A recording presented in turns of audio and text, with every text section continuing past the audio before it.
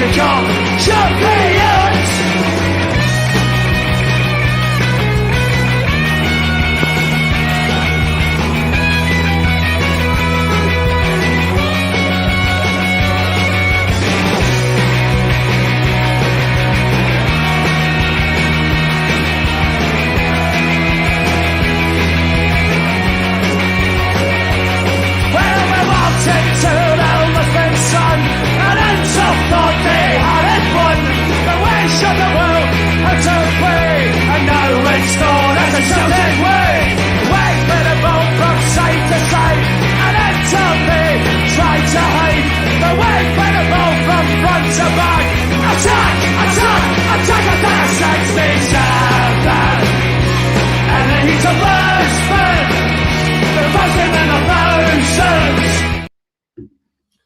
Good evening, everybody, and welcome to Celtic Rumours TV, episode number 163 of Bawz and Bovril podcast. Myself, Mark. We got Big Jerry with us tonight. Evening, Jerry. Evening, Marco. How you doing, mate? I'm good, bud. How are you? Aye, good, thanks. Good. Is there a wee bit of delay in your mics here, Jerry? I think so, man. I think it seems as if I'm speaking and then it's taking a wee bit to come through. Need to ask them in the chat. Go and even log back in, Jerry. Aye. Cool. I'll take the rest of this. Well, Jerry goes and gets that sorted. Terence is coming on as well tonight, I think. I think the Bishop's been released from under the dungeons at Celtic Park. I think JFP might be coming on as well. Link to everything, we're forum and everything, www.celticrumours.co.uk. That's in the description box below, and the link tree thing, and there's a mention it above as well. We shout outs to some of the lads on the forum with Tim Alloy, Richie, Welshie, Mikey, a Glasgow Green as well. Oh, just there, Jerry back. Who we got in the live chat? Is that any better now, Jerry? Aye, that's me, mate. I can hear you perfect now. Aye. Aidan, that's you. You got a mod tonight for beating Bobby into the live chat. Plus, we need to try and break up this wee relationship with Grotbags and Bobby that's going on in the background. We need to get somebody else involved. You're getting a bit too close. There's Terence in the chat. John's away. John was in earlier and away. Craig Young, nice to see you, Craig. Hail, brother. Aidan, I've seen Tim. Grotbags. Brian, evening, Brian. Nice to see you again, mate. San Francisco, nice to see you. We're going to be talking about Joe Hart now, bud. Stephen Colhart, thanks very much, mate. Nice to see you. Plunge in as well. Nice to see you again, Plunge. Well, I think John, Terence and John are coming on anyway, Jerry, but we might as well just start with the news of the day about Joe Hart leaving. I think the biggest shock was that for me was that he's not going back to play for. He's not going back to play that season for Shrewsbury or whoever it was. Aye, mate. I thought that's exactly what he would do. I thought that's where he wanted to finish his career, was doing at Shrewsbury. I know he's right into the cricket as well, but I thought he'd have had a season down there with Shrewsbury at least, rather than just calling it quits. But he's been away for his family for 3 years he's been here. So it's maybe time for him. He's done brilliant for us, considering where we were at when he came in. And the way his career was going, it's been fantastic to him. And I'm delighted that he came here first class. So, all the best, and hopefully we send him off with a couple of trophies before he hangs up the gloves. Aye, hopefully. But I was a bit dubious when we signed him because of his age, and I thought his career was just more getting down the way, but made a few. He was a bit sloppy at the end of last season and a bit at the start of this season and that, but some of the saves he's pulled out for us the last couple of months, I mean, let's face it, they've kept us in this title race. Aye, definitely. A couple of saves have been top class recently, man. Yep, and I think he'd be a good character in the dressing room. I'm too busy thinking about Bobby and your missus there, Mark. I think he'd be a good character to have in the dressing room, and he's not a quitter. So I think he'd be a good example for some of the younger ones as well. He would have set himself high standards.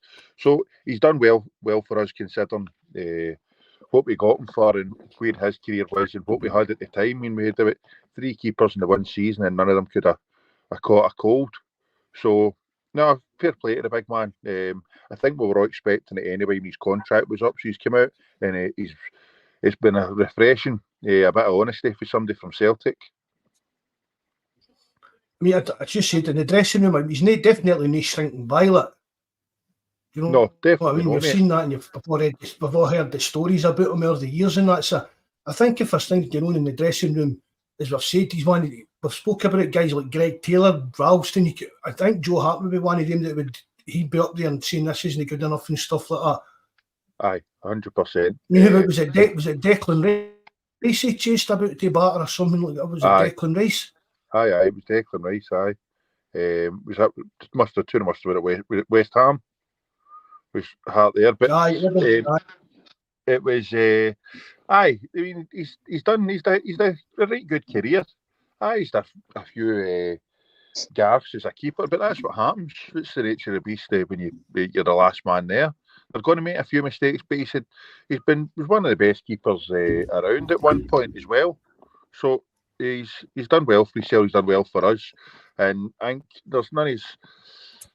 He can't be too disappointed. I mean, 5 trophies in the time he's been here, and he's had some important moments for us as well. Playing in the Champions League in that, do you know what I mean? Whereas the only chance he'd have been playing in anywhere near it would have been sitting on the bench somewhere, isn't it? Aye, that's it. So, no, fair plays to the big man, but we all knew it was coming.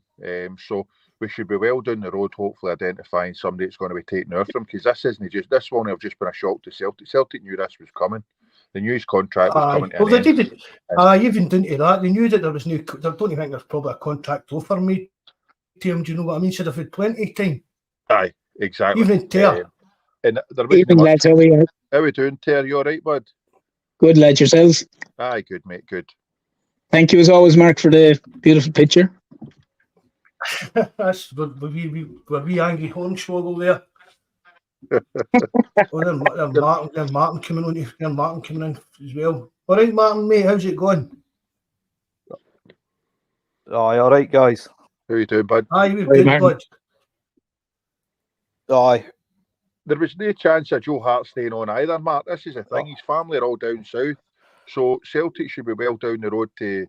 They should identify really who they're looking to bring in, but ideally we need 2 keepers this summer, never 9-1. Couldn't agree with you more, Jerry. I think we need 3. I think we need 3 keepers, let alone one in the summer. Nah, but I don't understand the Seagrass nonsense at the minute, to be honest. Anyway, he should have been long gone. Yep, definitely. Because I mean, if he, and I don't have a problem with the fella with his wife or partner or missus, whatever he wants to go to the other side of the world. Fair enough, no problem with that. But his mind can't be in the job if she's living in Australia. I think it is. Split up. Have they know? Marco said they've split up now. Ter. All right. Mark, is that right? Was it you who said they split up? I am sure I did. They split up. So I had heard they'd wanted to go with her as well, Ter, but then Marco had said no. I think they've split up now. All right, okay. Well, I don't know, but what I would say on it is my point would have been if that was his mindset. Like Celtic were so slow. This was like last summer. Celtic were so slow to make any. Like you'd have been saying, terminate his contract, get someone else in that will be basically looking to try and push Joe Hart. At least worst case scenario, be a solid backup, and if needs be, if Joe Hart gets injured, you're not looking through that space in your fingers when the goalkeeper's in there going, oh my God, if they take a shot from anywhere, there's a chance it's going to be a goal. Yep. Whereas at the minute, that's your biggest fear, because obviously Scott Bain is clearly second choice. You know, and that's a worry in itself. Like, right, exactly, mate, exactly. But as I said, to be honest, ideally Joe would have been replaced at the start of this season, and you'd have just had him as backup and coming in now and then to try and let this new keeper or a new keeper get introduced. Kind of with too much. Well, there's going to be pressure, but you're going to have a safe pair of hands behind him. somebody that's been over the course. But whereas it is, we're going to be going into next season with a new keeper, new number one and a new number two. And you're not going to have two right good goalkeepers. Celtic can't identify one good goalkeeper, so they're not going to identify two. So we'll just need to wait and see what's happening. But the funny thing is, sorry, before I let Martin in there, the funny thing is, like, surely Celtic should be doing what they've done with this example of Joe Hart. Like, looking at what's, for argument's sake, as an example, what's maybe second or third choice in some of the teams in the Premier League. Like look at Fraser Foster, look at Joe Hart, and whether we like it or not, look at across the city. Yep. They've got themselves a fine good keeper as well, who was second or third choice at Man United. Mm-hmm. And a seriously experienced keeper as well. So, like, if Celtic should be looking at that now, going, okay, well, so and so, he's 32. He's not really getting much football at West Ham or whoever it is. Approach and ask the question. If he's second or third choice, he may go, do you know what? Yep. I've only 2 or 3 seasons left more going football. It wouldn't be great to have a chance of maybe playing in the Champions League, playing in Europe, playing every week, possibly winning trophies. You know? But the thing is, Butland's at a right good age for them as well. No, he is, he's relatively young for a goalkeeper. I think he's 34, I think he's. Is he 34 or something like that? 33, 34. So he's young anyway, Mark. Or Jerry, you could have another comfortably 4 or 5 years in it. Like, that's the problem. So, but it's again, it's our forward planning, forward thinking is not that great. I've got a pal that'll be listening into this. That'll be saying to me, Joe Hart's murdered and has been murdered, but he's been. I think I was happy when we signed him because he knew character-wise. And in the dressing room, it was going to be a big influence. He was going to be a bit. He wasn't going to take any nonsense. And he's had some horror moments. Which most keepers do. Exactly. But there'd be a lot more than 2 points behind only for him in the last month. Yep, totally. And I think he's getting a bit between his teeth, realising that his career's only got a couple of months to go. And that's it, and he'll be wanting to kind of finish it off with the best possible way. But you think of what his career was like just before he joined us. He was getting ridiculed for pillar to post at other clubs. So he showed a lot of character to come back from what he was at to some of the performances he's produced for us. It's just a shame that we never had a right good understudy that we could have learned from him. And some of the examples he would have set, but again, that's down to Celtic been useless at forward thinking and recruiting. And I had to laugh there. I was laughing. Somebody had said, I don't know where it was it San Fran, about Mark Lowell probably doesn't realise yet that Joe Hart's retiring at the end of the season. So it wouldn't surprise me in the slightest. He didn't get the memo. These 2 seconds, lads, just to get some shout-outs just to do a couple of shout-outs to some people. That G Athletic, that's actually one of my pals. He just messaged to say he's in, must be touting for business or something like that. But I wouldn't let him change a plug. Anton Rogan's left foot. That's a new name. Nice to see you, mate. Rebel 86. Thanks very much for joining us. You as well, Bobby 1962. Maestro as well. Love it. Oh, there's the Bishop there as well. Smell the glove. Nice to see you, CJ. I think that's us. That's everybody. Aye. Right, guys. Hey, Martin. What's happening, Martin? Nothing, mate. Ran into an ex-Celtic player. Well, I won't tell who, but quite recently, and I just wanted to come on and highlight this from a Scottish player point of view, why we're not signing any Scottish players. He told some of the abuse that he told me he got of their fans and family had death threats was shocking.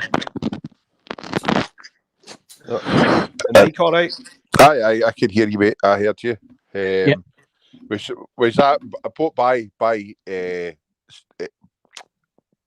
opposition fans? No, that was our own fans who done that. That's why I think that's sort of like the reason Mickey Johnson and obviously David Turnbull and players like that aren't really performing for the club and putting their hands in their ears. You look at the Stick Taylor and that's getting, these guys are probably our better performers for the last 3 years and getting all that stick. sort of what he told me was actually shocking, and that's why he didn't sign a new contract and left the club. Well, it is absolutely unbelievable. When I heard that, I was sick. If it's true, it's horrendous. Any player's family getting dogs abuse for their performances in the park, and to be fair, we've alluded to it before with some of the stick that some of the players do get. Like Taylor, prime example. I've gave the guy stick quite a few times on here over the course of the season, and ideally, JFP and a few of the boys that have been on terms, they all quite rate him as a left back, and we've noticed he's the best of the bunch we've got now. But to criticise anybody's family, I don't know about that. But Mikey Johnson, I know he's doing it well for West Brom, but for me, he's been diabolical for Celtic. He's done nada, absolute nada in the 5 years he's been there, or in the first team. But, I mean, Martin, I'm not doubting you, Ryan and Martin, but where is this? Is it like personally on the street or? This is sort of when they were. This was at Scotland. I'm honestly, when he's told me, I was shocked. I was like, that can't be a Celtic fan, surely. In all my life, I've never heard a Celtic fan turn on any of their own players like that. And then I've watched some of the stuff that, like, a bad I got. So this Israeli-Palestine crap, political views aside, that he is only like 22. And I remember I'm ex-military. I remember when I was that young, away fighting abroad, and how easily influenced I was. It's you've got to admit it's no. I'm shocked, but it is true. Unfortunately, I'm not doubting you at all, Martin, what you're saying or that. But I've, as bad as some of my fans are, some of my pals are. I mean, they're wild, but they would never ever go as far as threatening or criticising a player's family or making death threats or doing anything like that. And I'm not denying it's happened, but I've never heard. I've never personally heard it. I wouldn't know any David Turnbull's family if they ran in the living room and in the bath. No, I'm not saying it was Turnbull. I'm not getting. No, but I'm not saying it was Turnbull. I don't like you any names of that. Obviously, I don't really want. But let's be fair. If it's coming for a Celtic player, and this was when people were getting shocking things. I mean, some of the stuff that was said to Lennon and that as well during that COVID season, is unreal. There is. Don't get me wrong, most fans would know put up with that, but some of it, I just wanted to bring this out, and this is the reason why we should. Some Scottish players don't want to come to us, and that's why they're leaving. This has to be highlighted and called out for what it is. I would agree with you what you're saying, Martin. But like what Jerry is saying there, we'd all criticise Celtic players for their performance. But from my point of view, and the lads are the same, I'd only ever criticise the player for his performance on the pitch. You'd say, because you know the standard right, but anything outside that, off the pitch or family related, would be I'd find that disgusting. But I also think the biggest problem that a lot of players have nowadays is it's not. I'm not a huge fan of it. Is social media, and it's too easy an access point. If you've got a Twitter or an Instagram or whatever, you've got a lot of keyboard warriors that can say whatever they want to ABC. I'm not saying that's the case, and I believe you when they said they could have been said in public as well, which is shocking. Yeah, we had it the other night on the chat. Yeah, Bobby and Mark's missus and Mark, their hands were going like C3PO, trying to get rid of them now. They're all the kind of Celtic names or what Celtic correlated names, but yet some of the stuff they were saying was frightening. I'm not denying. I'm not sticking up for anybody, but I've never ever heard of this in my life. And Mark knows, but there's one of the boys that used to we know well. used to play with Celtic, and he's never ever said anything to me like that. He's never. He said some good performance for Celtic, some right good performance for Celtic, right bad, and he's never once said to me or any of us that any of his family members were ever targeted for his performances. And I mean, I would hate to think it would happen, because some of the mistakes that I've made at work, man, my family would take pelters for it. I've brought down more ceilings than the Germans when I'm doing plumbing. So I'd hate for them to get stuck in the shocks for something I've done. But see, like that, I'm a great believer when it comes to, like, even in the stands and that, like, Celtic fans are kind of self-policed themselves. Do you know what I mean? Right. We all know there's a line that, right, we all hear shit stuff at derby games and that, and you kind of cringe at it, and you're like, oh, that's a rough thing, that, isn't it? But if it comes to stuff like that, I don't know why a player just wouldn't even bring it out. I don't know why a player wouldn't bring it out even in a paper in an interview and say that his family was taking abuse in the street. Because Celtic fans, if that was happening, Celtic fans would know, whoever, he'd be bragging to his pals, oh, I saw so-and-so's dad in the pub last night, and I was like to my, your boy's shite, what's he doing and stuff like that. So you would know who, other fans would know who these guys are, and it would be put a stop to right away.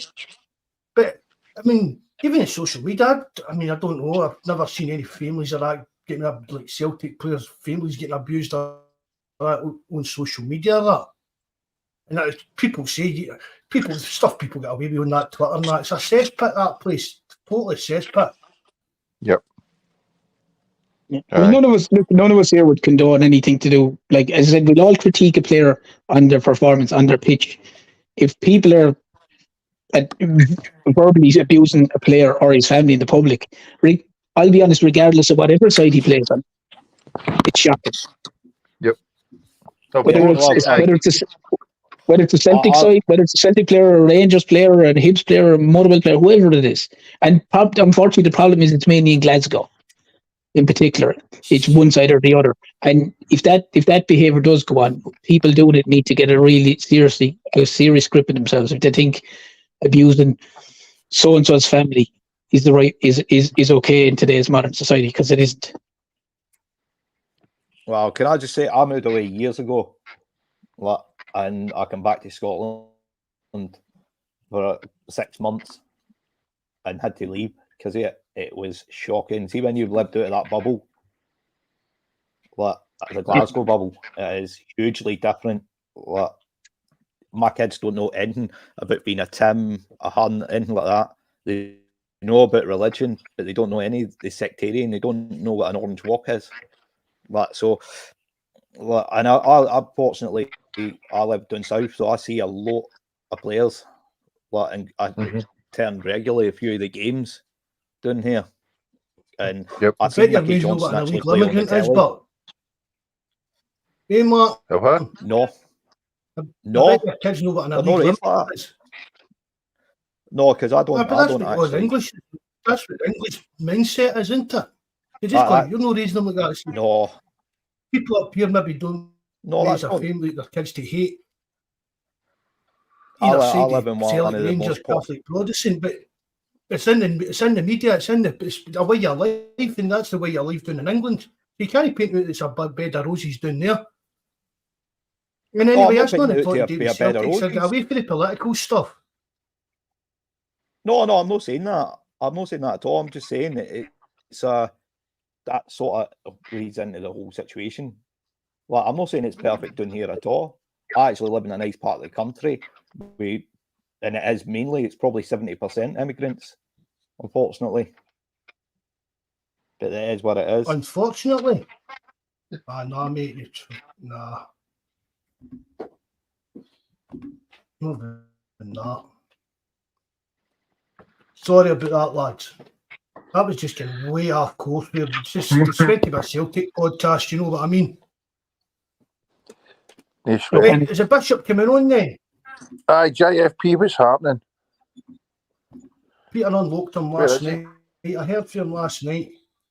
Peter had let him out. He's going to come on and sing the praises of Peter Law. But maybe we were in the dungeon.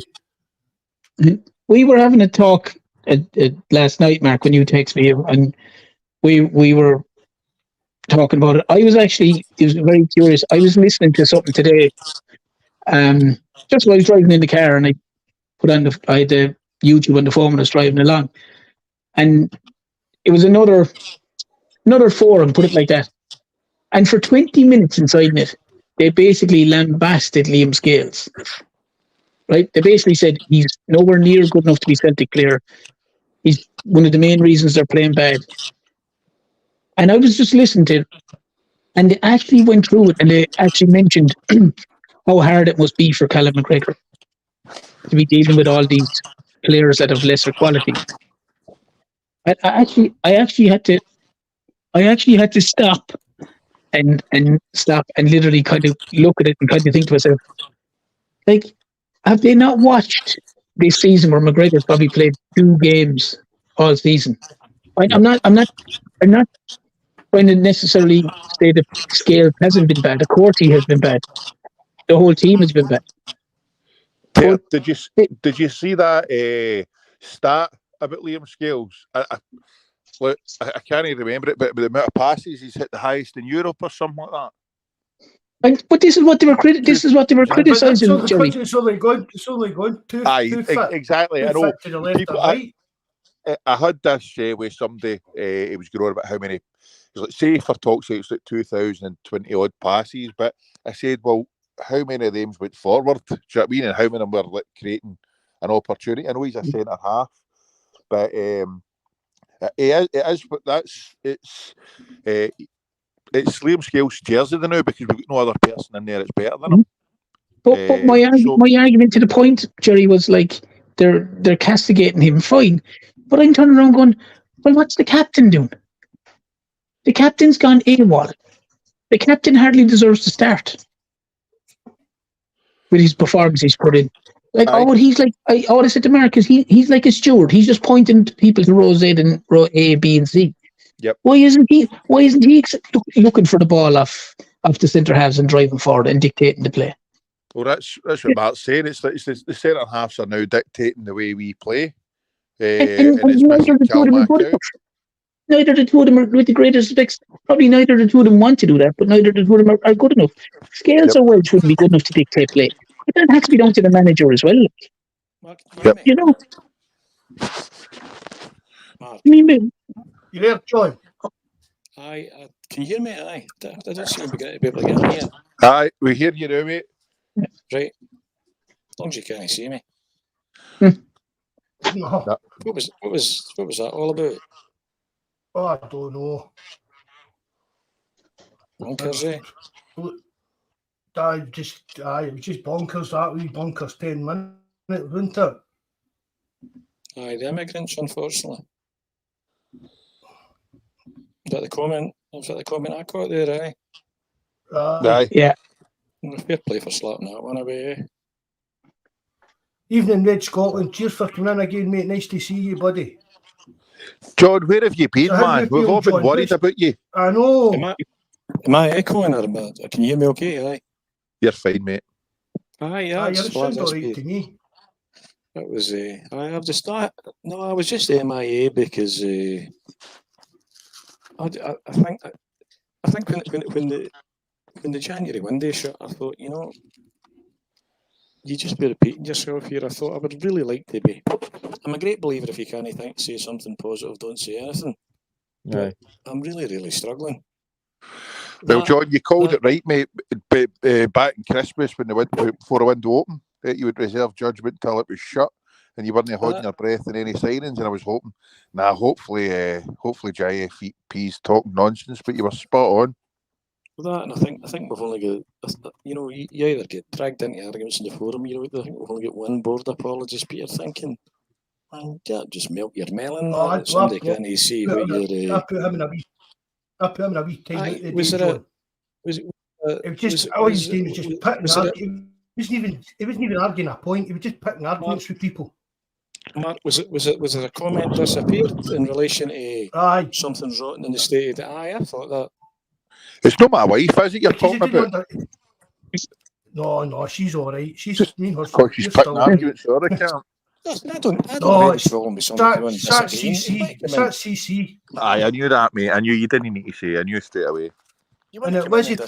disagree. I said something the other night about rotting in the state of Denmark. John had put something on the forum about it, Aye. and he came up with. Yep. And as if it was just trying to have a pop at John and trying to have a pop at Buzz instead of just arguing about it's playing. He's trying to play the man. That's what he's doing. So I put him on a wee time out the day for a few days.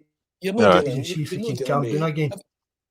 Everybody is big enough. So by all means, come on and disagree, but make a constructive argument. Don't just be fucking contrary. For I put one of the times I put on the back page, I just said black. He says, "What do you mean?" I says, "Well, that was your cue to say fucking white." You know, but it obviously went right out of his head and hit the wall. Yeah. So no, but anyway, but that aside, just trying to get a bit of, as I said, you try to get a bit of positivity, and then you go to the game last week. Yeah. Yep. And you're thinking, where do we find where do we scratch about and try to find a bit of positivity here, eh? Very hard. After it's, you know, as I said tonight, there's a difference between being positivity and false optimism that belies the fact. I mean, I've got my lad. He was 30 he was 30 last weekend, so we've got hospitality. I've got hospitality on Saturday night. Dinner booked, fortune. Dinner booked, trophy room. We've got Hearts and Top booked as well. You know, you're having to try to process it in your head to separate an absolute love of your club with a detestation of the board to get yourself along, like, eh? Mm-hmm. You're watching this, you're thinking, you couldn't fucking write this. Even there's only 2 points in it, but I mean, I even listen to you 10 out of 10 for being positive last week as well. And I would love it, and I hear what you're saying. 2 points in this, and nobody hopes more than I hope that we can turn this round about. But see, having sat and watched that Kilmarnock game, having watched nine reserve players finishing the game, Roger sounded like a busted flush. What we've got available, I'm thinking, I don't know where we're going to. Man, even when you see McGregor hoofed up into here at the end, you're thinking, man, me, what's going on here? I'm all for trying to turn a positive and see how we can turn this round about. But you're very hard to find the positive though, JFP, in that. 100%, it is. You know, it's very hard. Where I've got to, and I'd said the other day there is the stats boys. Alan Morrison had commented on this a way back at the time about we're trying. For me, are we trying to play a system here that's or is Rodgers trying to play a system that technically the players he's got available just isn't good enough to play? And I don't think your instant reaction is to look up front or in midfield. But for me, you start with the centre half, and I think as you're asking them, you know, as I say, Alan Morrison said way back at the time, the Lagerbielke and Narowski didn't have the profile to do what we were asking Scales and Welsh to do, was to play a pass quickly through the lines. You saw at times there's midfielders and wingers going for the ball, and we can't get the ball to them. So we got to a point. We're getting to a point on Saturday. You're thinking we can't break down a low block, and we can't cope with a fucking high press. So where do you go from there? You know, you don't get a winger that can get to the byline. Kyogo, and I know you've been hard, I think, for me, but you've been hard in Kyogo. We've got a prolific striker that's played off the shoulder, and he's sitting as a fucking number 10. You've not got a winger between the six you've got, and you're thinking, and Rodgers is saying at the end of it, I'm not surprised. I'm thinking, no, you're right, and fucking the Kilmarnock manager wasn't surprised there. Do you not think the game changed though? When the much maligned Taylor went off, mate. What's that? When the much maligned Taylor goes off. Exactly. No, for the I first said time, that but the other night. Yep. As soon as Taylor went off and Bernaby came on, from Marnock, and John, I said the other night on the podcast, you could see McInnes, he was whistling to them on, pointing and showing that Bernaby was coming on, as if that's it. Switched to plan B. absolutely. And as soon as he came on, they started pressing and pressing and pressing us. But you're not for the first time that you've watched Celtic. As I said, do you remember the game at the Bronx when Juranovic, when Taylor? I'd said before the game, the one player beyond any I was hoping would have made Ibrox that day was Taylor. He goes off injured because he'd been carrying an injury. Juranovic comes on, has a howler at left back, and the Hart falls out to Celtic.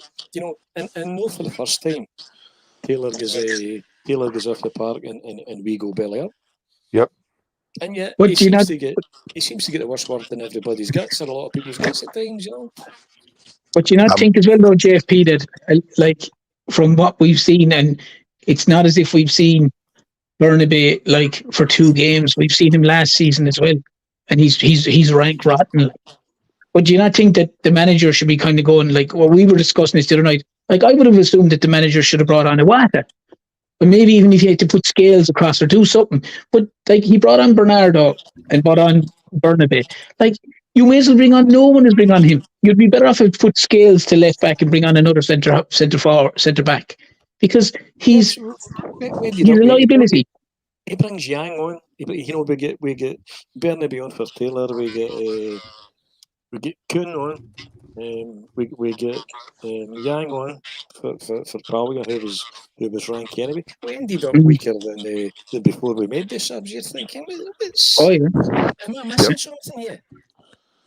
I genuinely think that if Rodgers wants to win the league, he probably needs to look at probably 16 players and bin the rest of them. And just go, I have to work with these 16 guys. Because some of the rest of the guys are surplus to requirements. They're just not even remotely good enough. And bringing them on. I think he needs to change the system, but he needs to accept that we don't have the wingers to play. Hold on, 2 seconds, John. Why don't you get YouTube open? How do I know? YouTube. Like on another window, it's actual YouTube, or even mute it or that, John. Was it you, Jerry? No, I've got nothing open at all, mate. I've got previous for that. It could be me. I don't know. How do I know if I've done that? There's a. Well, it sounds a bit better now already, doesn't it? I'll try to close it. I think that's it away now. Was anybody else hearing that? Maybe it was just me. Yeah, no, I could hear there was a crackling. All right, Mark. Aye. No, that's what I'm saying. You know, when you look at his tactics, his inability to change the game, his substitutions. You think what's going to turn this around? I used to think, I know it's harder to judge, right? See his substitutions when he first came, I used to think they were actually not too bad, and they were always kind of right or roundabout, or his game management was quite good. But see, of late, some of them are just weird. I mean, the weekend there, it totally changed the game when Taylor went off and Bernaby came on, because his positional sense is horrific. And I agree with Aidan or whoever it was, or Antonio. I wouldn't have let him back near the team at all. I've seen people saying about we should have, if we'd put Scales out to left back and brought one of the centre halves on and put or even Iwata into defensive midfield. I know it's easy to look back and say we should have done this and should have done that now, but at 1-0, we all could see that goal was coming. So we should have been with a couple of chances. Bernardo, the minute he skied that, I knew it was happening. But they've maybe brought Iwata on to close the game out. You see the bit where we played ourselves. We played ourselves with Joe Hart to the centre half, to the right back to the centre half. Played ourselves into problems. I mean, yep. I watched it again. The day at the spare quarter, and I tell you, that second half is absolutely. I mean, to me, the centre half is a big bit of where the problem starts here. there was a time when McGregor's thrown for the ball, and the centre halves can't get the ball, and they can't play that pass. Hence why my big hope here, rather than worrying about anybody else, my big hope here is that CCV can come back in and can play that pass through the lines that neither Scales nor Welsh were able to do at the weekend. John, do you think there's a problem with our fitness? Do you think we're not as fit? I don't. Two things I heard, and I don't accept. I heard people saying I don't think we're as fit. I don't see. You know how big Rodgers was in sports science when he came up. I mean, he took Brown. He took the kebabs off of Brown, didn't he? And get another 2 year out of his season. I don't believe that. Another thing I don't accept is that people saying the players are not trying. I don't believe that. One of the things that was said at the beginning. Remember back to a quote. I've mentioned Alan Morrison a lot because I mean, I don't think he'd be the most interesting person to go for a pint with. His stats are absolutely fantastic. And one of the things he said at the time was when Rodgers came in, he said that inferior players do better when the rules are simplified. That's what he was coming. So you say, listen, you're not the best. You're not that bright. You just go from A to B to C, do that, and that. Very prescriptive. That's what you do. And you've heard Rodgers talking about wanting to leaving the players to make a bit of decision making themselves. The combination of that and the system and the system that Rodgers is asking us to play, particularly the wingers and the centre halves. You're asking yourself, as an EPL player, a legendary manager, is he just used the players when he's coming to go around about him? I don't know. I don't think it's fitness, Jerry, and I don't think it's their no try. Man, McGregor went into a home in the last That echo's coming back again. I think you need to cut John off and get him back in, Marco. Aye. Is that it now, away? Ter, you talk. Hello. Yeah, can you hear me? Aye. It must be. Yeah. Aye, Ter. It must be something to do with John. I think he's got YouTube open another window or something. Yeah. No, I was just going to say to John, I was one of the people, and I still stand by the fact that I don't think the players are as fit as they were. And I'll wait till John comes back because I'll say that. And the other thing that we were saying the other thing we were saying the other night as well, Mark, is that I think Rodgers is asking players to do things that their ability doesn't allow them to do. You know, I know JFP was saying there. I know JFP was saying there that change that.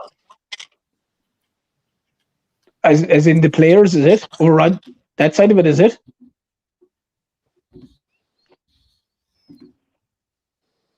You there, John? Is that any different? Yeah, I can hear you anyway. Perfect. It's fine with me, mate. It was always been all right. I was just looking at the chat. It was just at the end there, John. There was a bit of crackling. You were coming and going. Yeah. It was me, John. I was saying it the other day that I didn't think the players, and I don't think that the players are fit as they were the last 2 seasons. And I definitely was even saying it the other night to Mark. I think Rodgers is asking players to do things that they're just not able to do, especially like the back four, in my opinion. You know, at the minute. Everybody can't be on. I've just opened my phone here with Dr. Phil. It was the last post that's on the forum tonight here. Dr. Phil has said, as a result, we have a second string back line trying to make a system work that they technically don't have the ability to fulfill. I think that's where you are. Yeah, and I do too. And I think, but that's why I think the manager, there's a responsibility on the manager to look at it and go, grand, look, I need to change it, because that clip that was going around with the passing inside their Bears. tears away now. Terence was I died know on Terence us. keeps cutting it. Just make sure No. my internet's not playing up or anything like that. Can you hear me? I hear you now, Ter. You went quiet. Yeah, there, no, Ter. I don't know what's happened there. Sorry about that. No, but I was just saying about Joe Hart. Even when the ball went back to him in that whole 45-second fiasco that was on the clip of it, he still didn't boot it up the field. He still went for the pass. So they're obviously told it to pass it as much as they can. Surely. That's Ter. That was Rodgers' first time around. I used to have arguments with my old man about that. It used to drive me daft with the passing about at the back. I used to say, obviously, want him to launch it to get it away. And I think Rodgers had said that that's not the way he wanted it played. He'd want to try and pass it out of trouble. But I was always, if nobody's ever scored a goal for Rose Ed, so I would have. But you need the players to be able to do that, and the players aren't good enough to do it. They're just not good enough to do it. Granted, some of them they just do not look comfortable trying to do that, and you can see it. And don't get me wrong, my heart's in my mouth, especially when it goes back to Big Joe. Anytime it goes back to him, man, I've got a pillow over my face. But I would agree with JFP with the Rodgers was always big with the sports science stuff. First time round and Leicester and now, I don't think he would allow his players or his team to be unfit. I just think it's maybe more a case of maybe not good enough or the formation isn't correct, but I wouldn't say that they're unfit. I don't think that would be something I could level him. I don't think he's that unprofessional to allow his teams to be unfit. I wouldn't say they're. Careful with the screen. Just have a wee. What's that, sorry, mate? When you go to sorry, I was just going to say, I don't think, Jerry, that I don't think they're unfit, Jerry. I don't think they're as fit as they were, because if you look at the way we did play, it was for the majority of the time it was at a very, very high tempo, high press, quick passing. For the majority of the time, now there was a lot of stages where it wasn't pretty at all to watch at stages as well. But this pace at the minute is barely above walking at some stages. That's what's killing us. That's what's, that's for me. That for me kind of says, like, why aren't we playing at a much, much higher tempo? Like this notion of doing 800 passes, but 600 of them between the centre back and the full back, it's kind of waste of time. Like. The man marked McGregor. You can see them; they're keeping their shape. We can't get the ball through the line for the centre half fast enough. They can keep their shape. They shut you down. As I said, that's what worried me. We were moaning. We've moaned for months. We can't break down, or we can't get rid of our wingers. Can't get rid of a low block. We're only playing against a low block. You weren't playing against a low block on Saturday. You were playing against a team that were more physical in every position, twice the size, in your face, high press, and we couldn't deliver it. And no, for the first time, we couldn't deliver it. So if you can't get run about a low block and you can't deal with a team in your face in a high press, where does that leave you? Mm-hmm. Oh yeah, and the problem with it, JFP, is teams are now identifying that Celtic struggle this way, and that's the way they're doing it. If a team is within, like Kilmarnock were obviously only 1-0 for the majority of the game, and they just basically decided, they just pushed up, and Celtic couldn't handle it. The players couldn't handle it. And look, I like McGregor. Don't get me wrong, but he's been terrible this season. He's been terrible. Like, I think McGregor's been very, very poor this season. And you're losing battles in midfield to these teams where you shouldn't be losing them at all. Like. We comfortable team, but they're losing battles over the pitch. Well, I agree that, Mark. Yeah, but midfield in particular is... There's no digger fight. Aye, but the midfield is... He's key, like, in most games. You go off to he was really playing well earlier in the season, but he's not been playing the best. McGregor's been out of so season, and that other third role is kind of up for grabs game by game. CCV's back. CCV's back on Sunday, and that should help. Bang on, plunge that. Well, if he can get that ball, if he can if he can get that ball through the lines faster, what impact that has. So not just what does CCV bring to the party defensively, but what does he bring to the party in terms of his ability to carry the ball defence and to play the ball through the lines quickly, because that's certainly we were just inviting Kilmarnock move him up to the midfield then. Move him up into the midfield. I mean, you see how deep we were sitting again, and I mean, it was. Man, I mean, you were lucky to get away. We're lucky to get down the road with. I watched that again tonight. The same boy, Watson, had a good chance for the very same position. He had a chance before it, scores a goal, and he had a chance after it as well. You know, you've not got one of that ball comes in twice. You've not got a centre half there. Your goalie's not coming for it, and none of your centre halves has got it. And Burnaby's got the defender behind him and in the ring side of him. Can't even see him.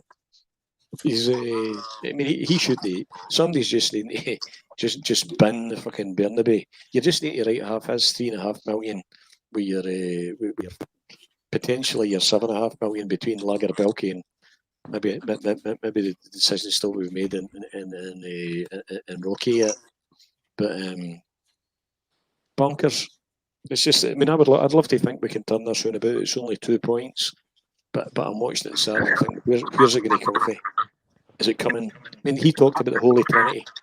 That was his battle cry the last time. The manager, the players, and the fans. And I think he was including the manager and the management, the board as well, effectively. There certainly ain't no Holy Trinity just now. It's almost a perfect shit show. Right. It just doesn't look to be any fight there. Oh, it's dire. I mean, I think that's a couple of times before the game. We kind of a wee John, hold on the new, John. Mm-hmm. Hold on the new.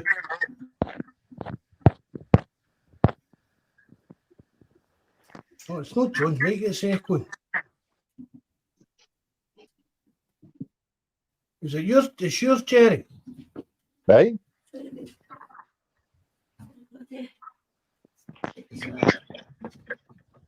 Seems to. Hold on. I don't know. It sounds like you, Jerry. No, I can't hear a thing. I'll come out and then I'll go into the comments and then I'll jump back on and see how it is, right? Don't know. Sorry, lads. I don't know what's going on with this echoing and that tonight. I've had previous for this. Are you sure it's definitely not me? I can't see that. I've got it opened. Have you not on your laptop? You've not got YouTube open. How do I know that? Well, have you got YouTube on your screen? Well, I'm looking at what I would see you. I'm looking at the screen the way I would see it on the phone. On my phone, where I can see just the comments. Can you just see a screen of just like me, Terence, and you? The kind of wee three in a row thing. The wee three circles. On another you've not got YouTube open on another tab. No, you do need a speaker or a phone or something, maybe. No. It says StreamYard Studio up the top. That's it. I see. It actually sounds all right now. So maybe no be you. This is what happens when you're dealing with all these old folks. Well, you've been fine, Terence. Okay, cool. They must seem to be better now, didn't they? But right, I'll speak just like is that echoing? Is that causing an echo when I'm speaking? No, not to me there, no. I can't. It sounds perfect for me as well. That does now. It must have been something to do with Jerry. We'll blame him anyway. Right, Estapona boy made a comment. Oh, Estapona boy, sorry mate, nice to see you, bud. He came on. What was his comment there? He made something about they need to speak to us. Where was it? The fans need to know what the hell's going on. Looks like the fans need to know what the hell's going on. Yep. For me, the board's not talking to you because I've not got anything to tell you. I think You know, I think they talk about the God delusion, the LOL delusion, if anything. If nothing else happens this season, the LOL delusion should be dead, eh? These guys are not telling you in because there's nothing to tell you. They're probably just panicking how they're going to roll out their increased monies that they've got sitting in the bank. Call me a cynic, but I see the timing for the accounts are late. Barrafield They're get rolled late. out. Aye, they're late. The accounts are late for. Aye. Usually, like But I think it was about the 15th. that's not by mistake, man. Mark. No, it's no by Oh mistake. no, definitely no. Same as the Barrafield announcement. Call me a cynic, eh? Fucking. I mean, you wouldn't. I said to you the other week, it doesn't matter to me just now who your manager is. It doesn't matter to me. You wouldn't even roll them out, throwing fucking Matt Lowell under a bus. But that'll no change the problem either. You know, say how they're going to announce if we've got near 100 million sitting there when you're second in the league, and with their performance this season. How, you know, one of their comments the other day, they said that they were a bit. The board's a bit bemused at the reaction they're getting from the fans. I thought, fuck, what? I thought, They're in the wrong job then. Is that the extent to which these fuckers can't read the room? They're clearly in the wrong job, JFP, if they think that. Man, these guys make no mistake about it, Terence. As I said, the LOL delusion's dead. Oh, this we're running a business. These guys are operating at the limit of their capability. Make no mistake about it. They're telling you nothing because they've got nothing to tell you. Yeah. And then the same kind of thing you're reading about how we're like one of the most profitable clubs in Europe and all this kind of stuff. There's another thing somebody mentioned that. And there's another there's a reason. There's a reason why the media and that's kind of talking about how much money Celtic's got, and it's not in a good way. No, it's not. They're top of the league. No, but as they're that same top of the league now, it's a case of look at all the money they've got and they still can't beat Rangers. That's the narrative that the media's going. When before we ever had days and days of the Scottish media talking about how much money Celtic's got and how rich they are.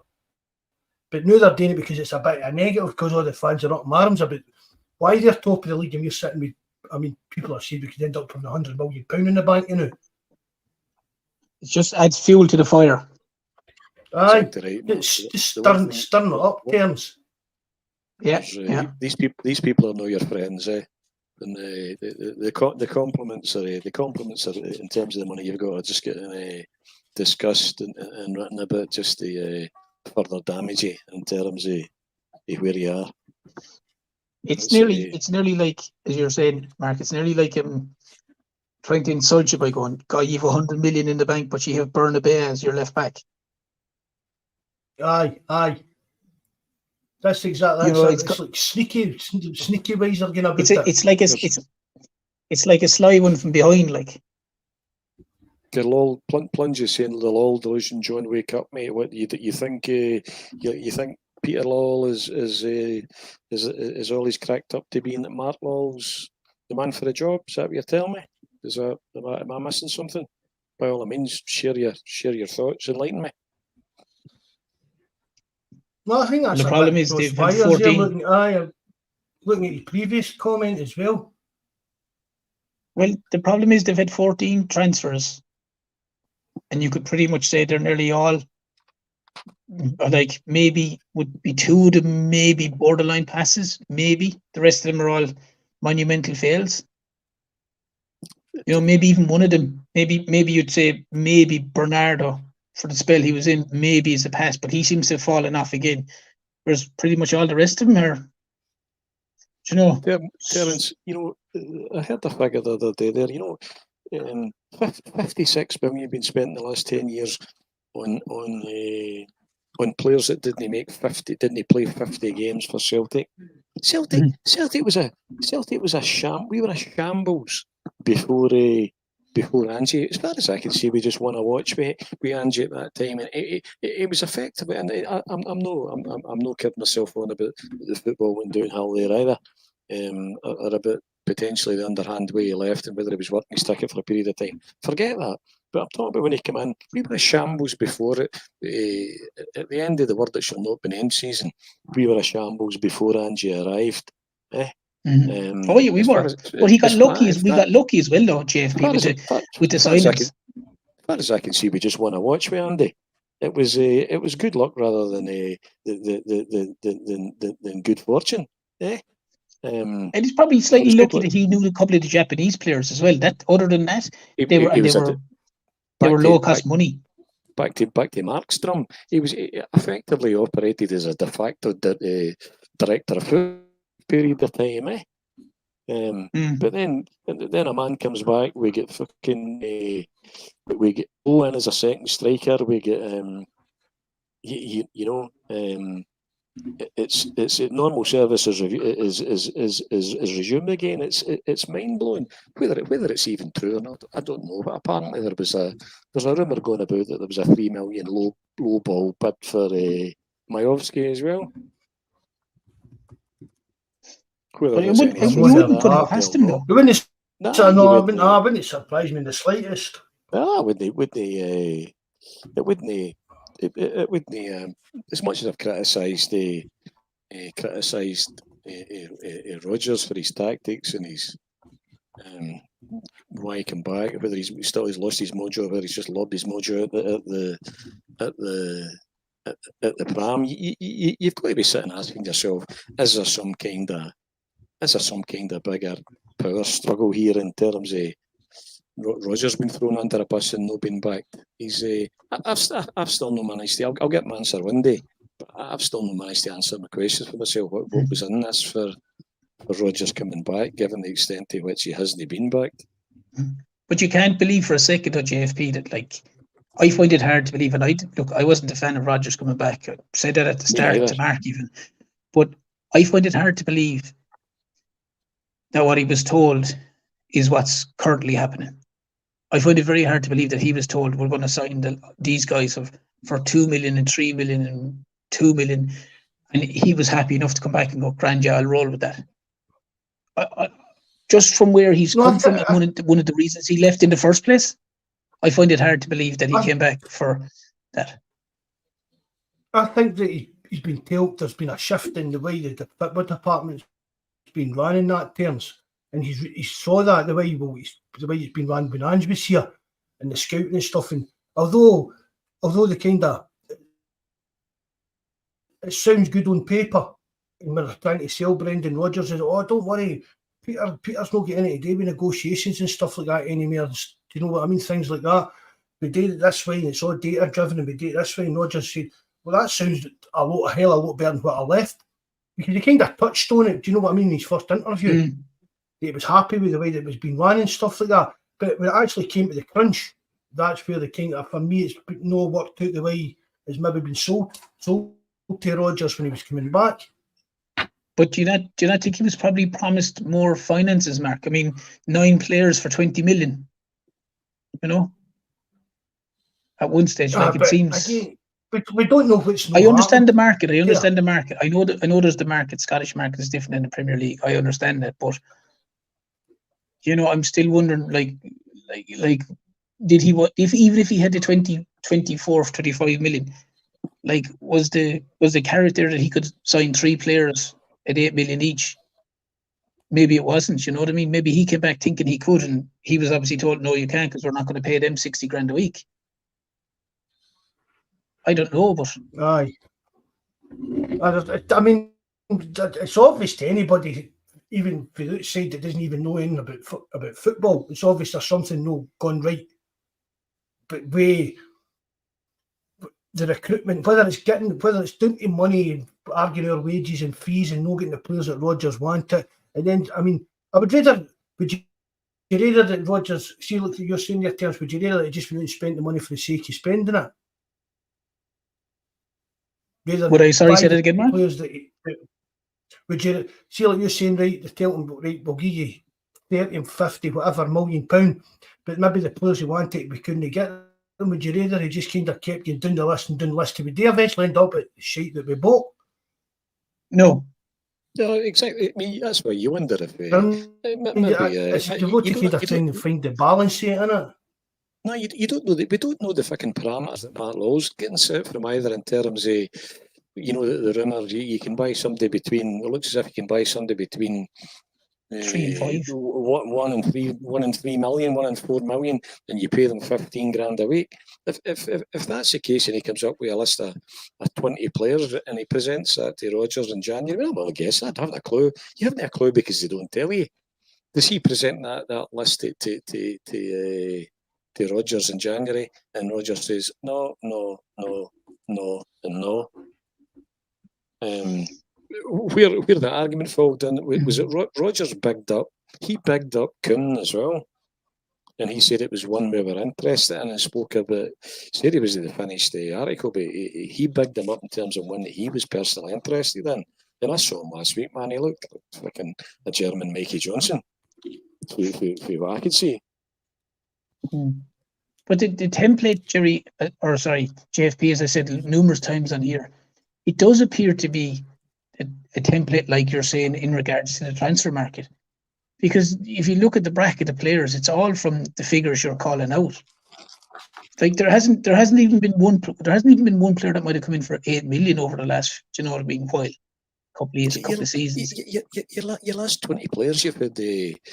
Remember, I didn't even want to get back. You don't even get back and look at that. We're saying that Jerry's saying that we called it before the January. We were calling this a way back when the summer transfer window shut. Your European aspirations died when the summer transfer window shut, and then we're preparing for January. I'd been saying in the forum, guys, calm your jets here, because I've been tempering my expectations here. I'm preparing myself for managing my expectations, preparing to be disappointed, and I got in the January transfer window exactly what I expected. I've been saying to me, I've worked inside enough companies where I've went in and said, where's this working and where's this not working, to have come to the conclusion that, as I said, these guys are at the edge of their capability. It's not, as I said, it's not that they're not telling you about their strategy and about their plan because it's a big secret. They're not telling you because they've nothing to tell you. They're sitting there probably worrying about how they're going to roll out the accounts days. But when we're all sitting here, they can't be that disengaged for every fans forum and any Celtic supporter medium that there is, in terms of how we feel collectively about the lack of ambition, the lack of investment, the lack of direction, the lack of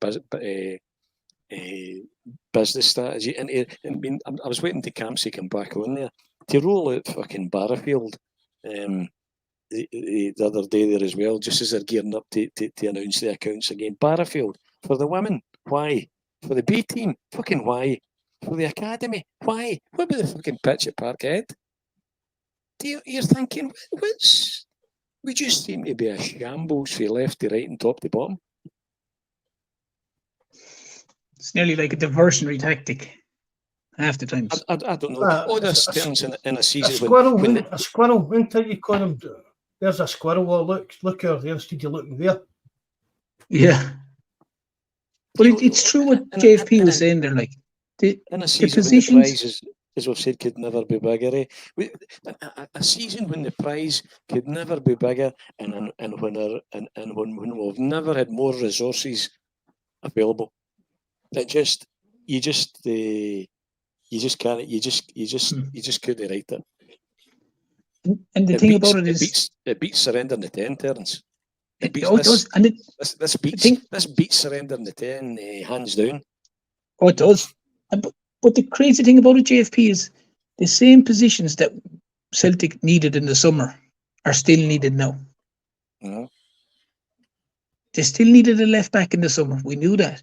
They still needed a goalkeeper. They still probably needed a striker, and they probably still needed a midfielder. And they've got none of them. What did they do? A mandatory, we'll get a 14th winger in, or whatever it is. And you get the third choice striker from Norwich till the end of the season. It's as you said, when there's like, you're obviously a businessman yourself, and if someone said to you, Well, if you spend 15 million, you'll get 60 at the end of the season. You know, that's not even you know, you don't even have to think about that one. But the powers to be at Celtic clearly don't see that as an option. I think there was a level of arrogance there as well, that they just thought they were going to win the league again, to be honest. I mean, I said before, Terence, if the London Barra boy, if he stays in charge, I mean, the biggest disappointment I've had this year is when they sacked Beale. That was that's if they don't sack Beale, I could have managed Celtic to the title. Now, whether that's what was in their mind or not, whether that's in their mind, whether you look at Rodgers as well. To those that's always backed me, thanks to the doubters. See you back here in May. Did he think he was coming up here? Did he think he'd come up here, had a wee look at Beale and thought, well, this will be a canter? Is he had more up here? Is it a combination of all of the above? Did he think he was coming up here? He walked the league. Was he coming up here thinking he was coming up here to be backed to a greater extent than he has been by the powers that be on the board? I mean, let's say we do lose the league here. Let's imagine the unfathomable. And I'm a long way from surrendering it yet. We could maybe talk about how you would go to this Motherwell game, because I think he needs to change it. I think he needs to go 2 up, 3 back, whatever.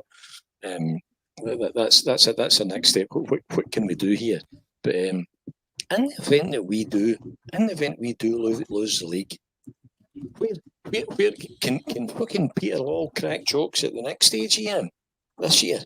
Can Michael Nicholson crack fucking jokes at the AGM? Can Matt Law be allowed a fifth transfer window, and can Dermot Desmond not be held to account?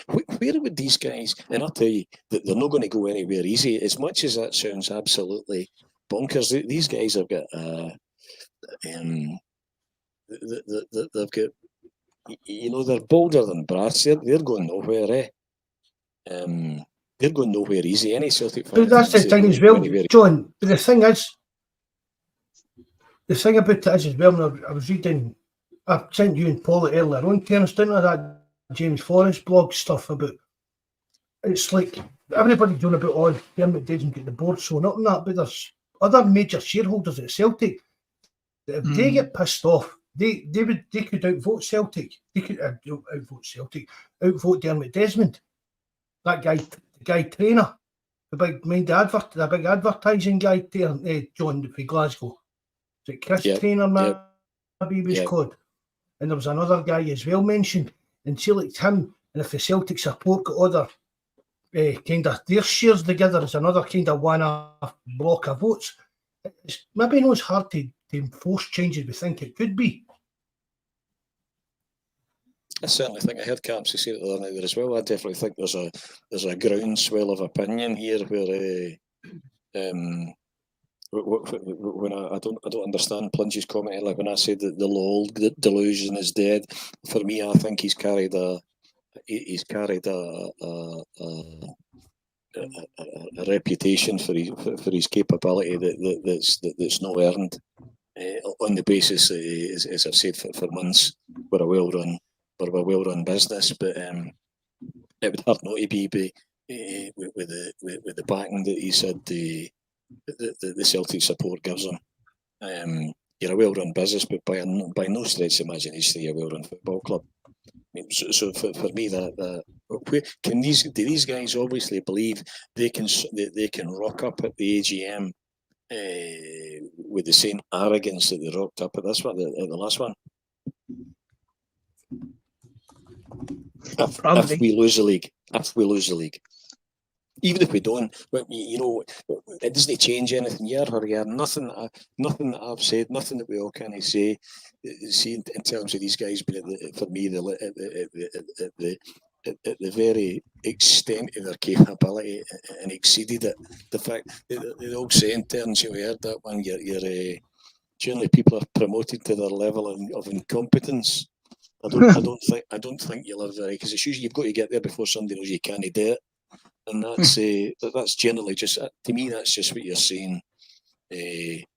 Just what you're saying just now. So win or lose the league, we need change. You want you want to do more in the next 20 years in the I did, than you've done in the last 20 years. I saw a headline the other day there, and I didn't even read it, but it was, is Celtic in decline? If these boys don't go, we'll be in decline. I said that a while ago. It's not even. You could almost say that losing the 60 million that you're going to gift to your separated brethren across the Clyde. Losing your 60 million that you're going to give to them is almost not even the biggest bit. The biggest bit is the sellability of the product. Is you know that these guys are sitting there thinking, I didn't take my Champions League ticket, and somebody else was going to take it. If 60,000 is not going to walk away, probably if 10, 15 don't renew their season ticket, there'll be 10 or 15 to take it this time. But is there 10 or 15,000 to take it when the next 10 or 15,000 get pissed off? And that to me is where the business model is where you can see the sharpness of their vision. Yeah, there's no long term, it's all short term. I don't even think it's short term terms. I mean, really, if there was even a short term kind of vision, surely the last couple of transfer windows and stuff would have been better. Oh, listen, that's a fair point, Mark. But the transfer windows for me are the same every year. You go in with bated breath and a bit of hope and going, oh yeah, no, yeah, they'll get a few in here. And every year I sit there, whether it's the summer or the Christmas one, and you're waiting, and you eventually just go, yeah, they won't get anyone. The normal Celtic waited to play Champions League qualifiers, get knocked out, possibly try sell if they had one of their bigger players, and then maybe get a few loans and buy one or two £2 and £3 million players. And that's just the way they roll. And you know, they haven't changed, and I can't see them ever changing that way, because I don't know, it's like they're set in stone in the way they do it, you know. And the biggest worry, as we said here before, Mark, is if the other crowd win the league and they get 60 million, they'll probably spend 70. You know, that's where the problem is now. And then any bit of a gap that Celtic had how much money that they go back to people, but it's just to put if that, I mean, we've all kind of said that the way they went all season, they've went all in this season because of this Champions League money. Is this paying back all the confetti shares stuff and all that kind of stuff? Do you know what I mean? They've been running. They owe money. We don't. I mean, don't get us wrong. I'm not saying it's a good thing for. Do you know what I mean? But even if they do win the league, it doesn't mean that people are saying, "Oh, that's them back to just being in the level footing was." I don't think I will put them in a level footing was. But it shouldn't have come to that anyway. They shouldn't even have the chance to get back, even winning this kind of pot of gold. You know, but that's it, though, Mark. It gives them a chance. A chance that they shouldn't have been given. That's the problem. You know, this is a team that was 8 points ahead a couple of weeks ago. Now it's 2 points behind. You know that you shouldn't even be able to see them in your rear view mirror. And you would like to have thought, if these guys, if Nicholson, Lowe Junior, if these guys were, you would like to have thought they would have learned through the debacle that was the behind closed door season. You think this can't happen behind when they were asleep at the wheel, and you think, man, oh man, you've went one better this time. I mean, 10 in a row was 10 in a row was bragging rights, but this time, and Mark's maybe right there. Maybe Disney. You wouldn't know if it would put them in an even footing, but it certainly bridges the gap to a far greater extent than it's been for a long time. And for me, it would mean year on year, here on and after. It'll be 50-50 phone a friend who wins the league. Yeah. I mean, why would you look at you're just, I was determined I wasn't going to get in that road right as well. But when you look, as you say, we brought in Don Mackay. Nicholson was there for 10 years before Don Mackay was brought in. If he'd have been the man for the job, why was he not given the job at that stage? We toured the best of Europe. We come back with fucking Mark Lowell. His dad gets brought back in as ex-SEAL, gets back in, slots under the desk again as chairman, cracking jokes at the fucking AGM. You've got Dermot Desmond doesn't appear to be interested, but his boy telling you that his shares will not be sold. You're thinking, for fuck's sake, done nothing in Europe for 20 years. Another shambles of a Champions League, and you're second in the league. We're discussing here the nights where we can pull the league at the Hart. I just can't believe we've got here this season. But nothing. I'd prepared myself after I saw the summer window. I expected nothing better in the January window, and I wouldn't expect any better in this summer window. No. As I said, I've been inside enough companies and sat, and you can very quickly smell what's going on in your thing. Now, obviously, I'm on the outside looking in, I'm just guessing. But to me, there's been a groundswell of opinion this now that I'm hearing a lot of Celtic supporters, businessmen and ordinary fans saying, what the fuck's going on here? It's I don't think I've ever had as many people tell me that they're not going to give them £700 this year, and they're not going to renew their season ticket. And that's guys that have had season tickets for a long, long time. Is it going to be enough to make any difference? Probably not. You would need a. You'd need a general strike. You'd need 50,000 people to say, you know what, we're all not buying one. But that's the new, John. And it's back to the stuff I've said. See if they go and win the league, they'll all buy them. And everyone will be forgot about, and all the stuff that we've all spoke about for years, even when we were winning the league, talk about how we need to modernise the club and get directors of football in and do this and do that and stuff. If we win the league this year, we'll all be told to shut up what you moan about to win the league. It can't be. But the same problems will still be there. I mean, even when Ange came in, how many times on this podcast, Terence, did I sit and say, we can't put all our eggs in the Ange basket? Yep. Tons of times, man. Nearly every podcast. And that's what we've done. We just put all our eggs in that Ange basket. And whenever he was leaving, I knew what would happen, because you can't. A modern football club doesn't give a manager that kind of power. I know people are going about, it was brilliant under Ange, We wasted a lot of money under Ange as well. There's a lot of transfers under Ange that didn't work out, stuff like that. But you can't, a modern football club can't just put that just give the manager control of everything, because it doesn't work.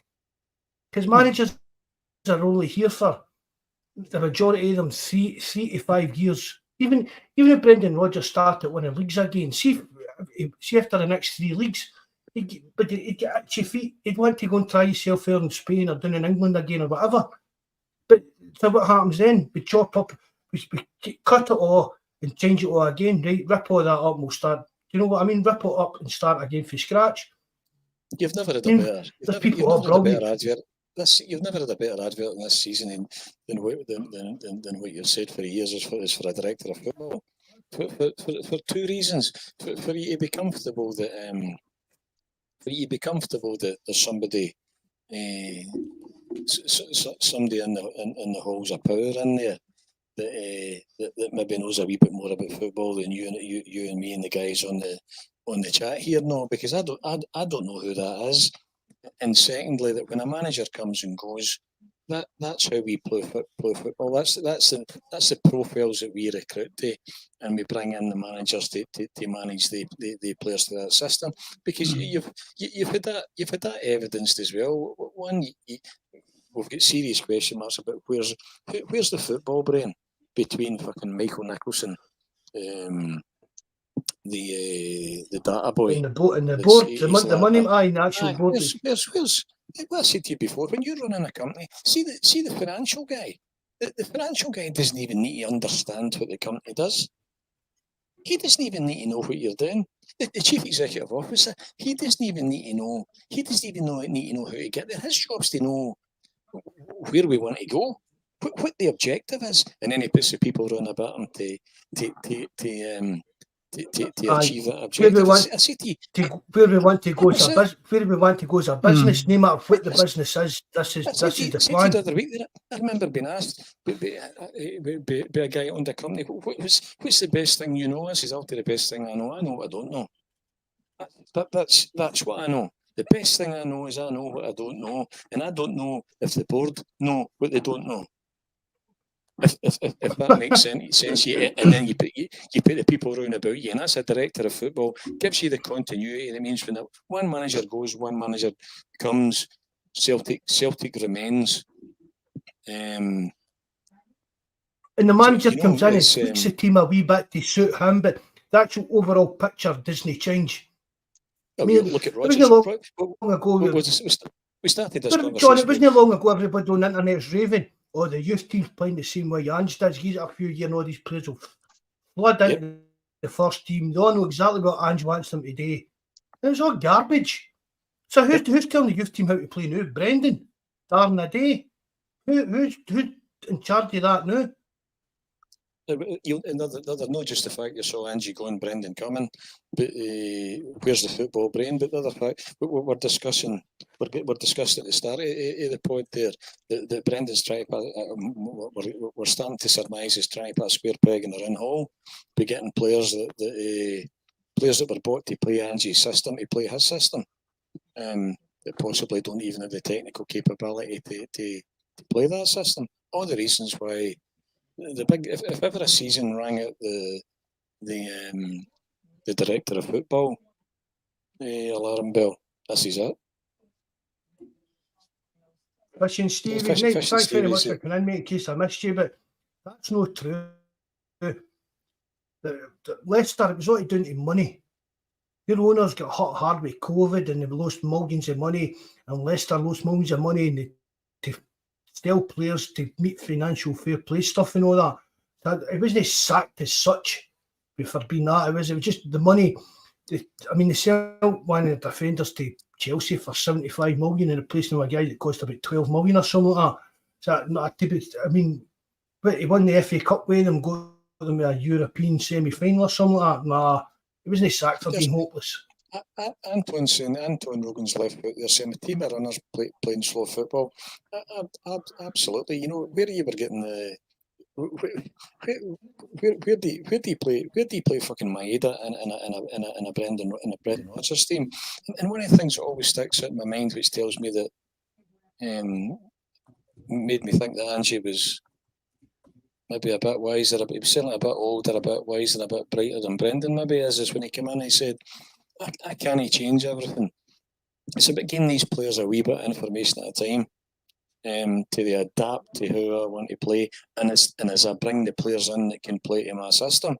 The analogy I gave to my laddie was if I said to him, if I was going to train you as a boxer and I'd say to you, I'm going to show you how to jab and cross. And you'll say, well, I've not been doing that. You'd be saying, well, what have you been doing? I've just been nutting for. You say, well, just you keep, but I've been winning. You say, well, just you keep nutting them and we'll work in the jab and the crossing. And Rodgers doesn't seem to have that. Whether he lacks the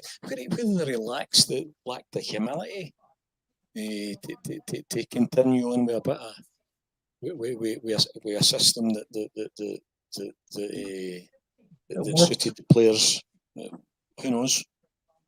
Yeah, I agree with you there, John, because I was saying that to Mark as well. There are a good few times. There's no point asking, for argument's sake, Greg Taylor that I want you to be an overlapping fullback if that's not what Greg Taylor can do.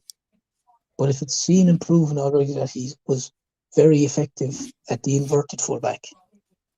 He's one of the best. He's one of the best midfielders you've got at the club. He's one of the best passers of the ball you've got at the club when he inverts. That's what I'm saying, John. You're bang on. You're 100% right. And I even said that. I even said that when Rodgers came in. I said, in a sense, the terminology: if it's not broke, don't fix it. And the team would want to treble, and I understand managers will always tweak, but it was like that. Make a small adjustment. If Greg Taylor is excellent at inverted fullback, then leave him at that. If Kyogo's best position is playing off the last man at the shoulder, let him do that. If Alistair Johnson likes playing the inverted fullback, stick with it. And like over time, yes, you can bring in your own ideas and maybe slight tweaks. But I didn't understand, and I thought whether it was a case that it was down to just, dare I say it, his arrogance to change it to his way, when the players can't seem to play that way. Like Callum McGregor under the Spurs manager was excellent. He's like he hasn't kicked the ball this season for me at all. Apart maybe 2 or 3 games against them, he played well. But other than that, he's been very poor. And like of the players that won a treble last year, so many of them have regressed so much. It's frightening. Like.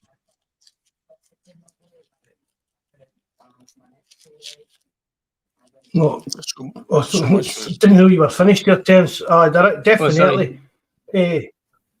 But I mean, McGregor, it's a strange one. I know what you're saying, terms, but the same thing. People say, "Oh, why did Rodgers not just come in and continue what Ange was doing?" Well, why not just give me the job? Not just have kept doing what Ange was doing. I know, but what I'm saying, Mark, is we didn't. I'm saying he can bring in his own ideas, but it's like he basically just wiped the blackboard clean of the ideas and said, all right, I'm going to redo the whole thing again. My point is, if you're asking Greg Taylor to be an overlapping fullback, we know that's not Greg Taylor. Greg Taylor can do that. He struggles. But if you ask Greg Taylor to do the inverted fullback, he's excellent at it. If you ask Kyogo to come back into midfield, it's a waste of time. If you ask Kyogo to play off the last line of the shoulder defenders and get the quick through balls, he's excellent at it. That's what I mean. So, like, I feel Rodgers is trying to implement his plan, which is fine, but the players aren't able to do that. That's where we begin, Mark. Your players aren't able to do certain things. Well, he's really, really good at this, but I'm not going to ask him to do this. I'm going to ask him to do that. That's right. That's where I thought Rodgers should have just kept going with what was there and tweak it as he's going. We've said as well before, Ter, the majority of signings we made in the summer were Ange signings. That was the were. I mean, I don't know how much it's true to the extent of the numbers, but they were all players that were scouted to fit into Ange's system. Yeah. And according to what we've read, that Rodgers had a say in it and picked this and that. I'm not really buying that, because I don't think half the players that we signed this summer would have been here, even if all the scouting work that had been done to fit into Ange's team and stuff like that. And then the next time Rodgers comes in and the same players would all come in and that kind of number. You know what I mean? But a change of manager, maybe say 2 or 3. I like to look at him, but the rest of them, they don't suit me. And it seems as if they've just charged on and signed them anyway, didn't it? Yeah, I know. I hear what you're saying. I know what you're saying. Exactly. John keeps going about the 2 centre backs. You know what I mean? Narowski and Lagerbielke. I mean, for Celtic, you can sign the players, and it's been obvious. I mean, don't get us wrong. Narowski, I think he's showed no bad, but I mean, Lagerbielke, he's not got any future at Celtic at all. I don't think anyway, whether people might disagree with that. That's my opinion. I just don't think Lagerbielke's got any future at all. But why did we sign him? You're talking about these guys, Alan Morris and Juco James. These guys I'm assuming that they're like kind of amateur statisticians in terms of they do what they do for a hobby, in terms of crunching data and profiling players. If Alan Morrison can tell us away back in the summer, he says that he's profiled Lagerbielke and Narowski, and he's got no fucking idea why they're anywhere near Celtic. But Mialpi, who we reckon would Mialpi, who should know a wee bit about centre halves, who apparently was the man that was sent over easy, and is Lagerbielke's fellow countryman, the man that was sent over with Lennon to actually go and watch your boy went to Liverpool. Centre half. Doak? No, the boy arguably probably put him up there as the best centre half in the world at one point a couple of years ago. Sammy Hipia? No, the big boy. Who went to Liverpool to Celtic? Virgil van Dijk. of a night. Lennon and Melby actually went to see Van Dijk. And Melby had said the other week that Lagerbielke was nowhere ready to be anywhere remotely near Celtic Park. And yet we're away spending £7.5 million on 2 centre halves, and there's another 3.5 there's another 3.5 in Burnaby as well. I mean, what other walk of life would you not be held to account for this? Oh no, yeah. If you did it in your own job, you get the bullet. But Pat Sanders saying Elliott was better than Van Dijk. See, for me, Pat, I think Van Dijk wasn't there long enough to be anywhere. Elliott wasn't there very long either. But for me, that would be Elliott's in my best back five all time. I think Paul Elliott was an absolutely fantastic centre half, possibly the best centre half I watched at Celtic Park. But we've got Lodzi, Melby as well, and we've had a lot of good centre halves. But if you get a chance to watch that game again for Kilmarnock, if you can pick yourself through it again, just try to watch it and see how much of the game breaks down with the centre halves trying to either play the ball through the lines or bring the ball out of defence, and that's what I'm hoping. That's what I'm hoping that CCV can if there's any position that I'm hoping can turn the season around. That's probably the one I'm pinning my hopes on, and not just for what he can do defensively, but as much as what he can do in terms of playing the ball through the lines and bringing the ball out there and playing it at speed. The biggest worry with him though is surely fitness, because he's been 100%. continually injured this season. 100%. He's a sick note. He's turned into a bit of a sick note this year. I mean, there's Kuhn as well. 5.5 year deal. A 5.5 year deal as well. But you're in that Tillo fella. He's like a 5-year deal. Yang or something, or Kwan is a 5-year deal. Like, who's giving these guys 5-year deals? Like, Like Pat, let's say the wee boy that sits beside me, he always says Billy was the best he ever watched as well. Melby, Elliott was a very, very good player. No doubt, nobody would question. My laddie was over in, as I said, he was 30 last weekend, and we've got the hospitality. We're going for a meal on Saturday night and the trophy tour. Him and his wife and my daughter and her man. But he was over in for his 30th and over to Lisbon last week, and he went to the stadium and he sent me the photograph running at the tunnel there as well, and been up there with big gifts where me Neil held the cup aloft. But how far they might have fallen,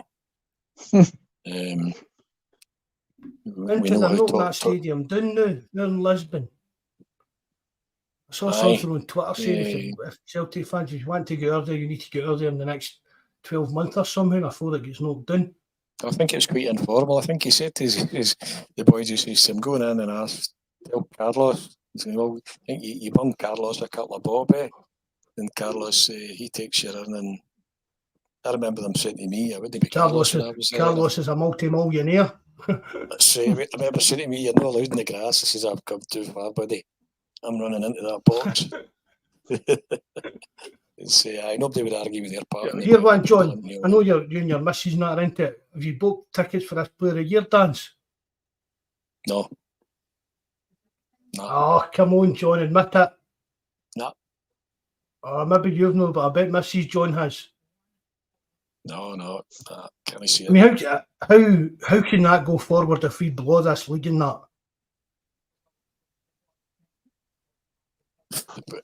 Who knows?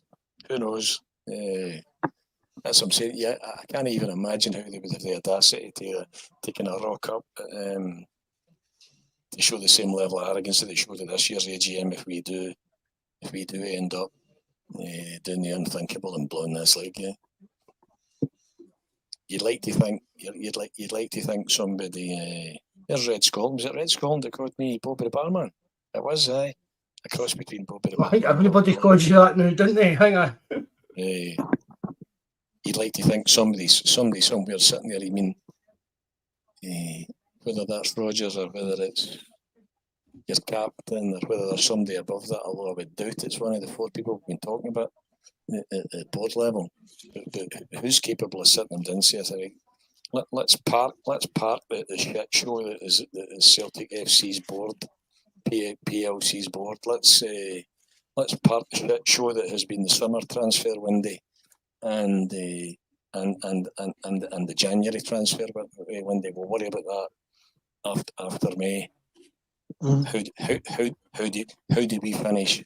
How do we finish this season top of the fucking league for the people that have paid handsomely and sit in these stands week in, week out to support us? Who's the person to do that?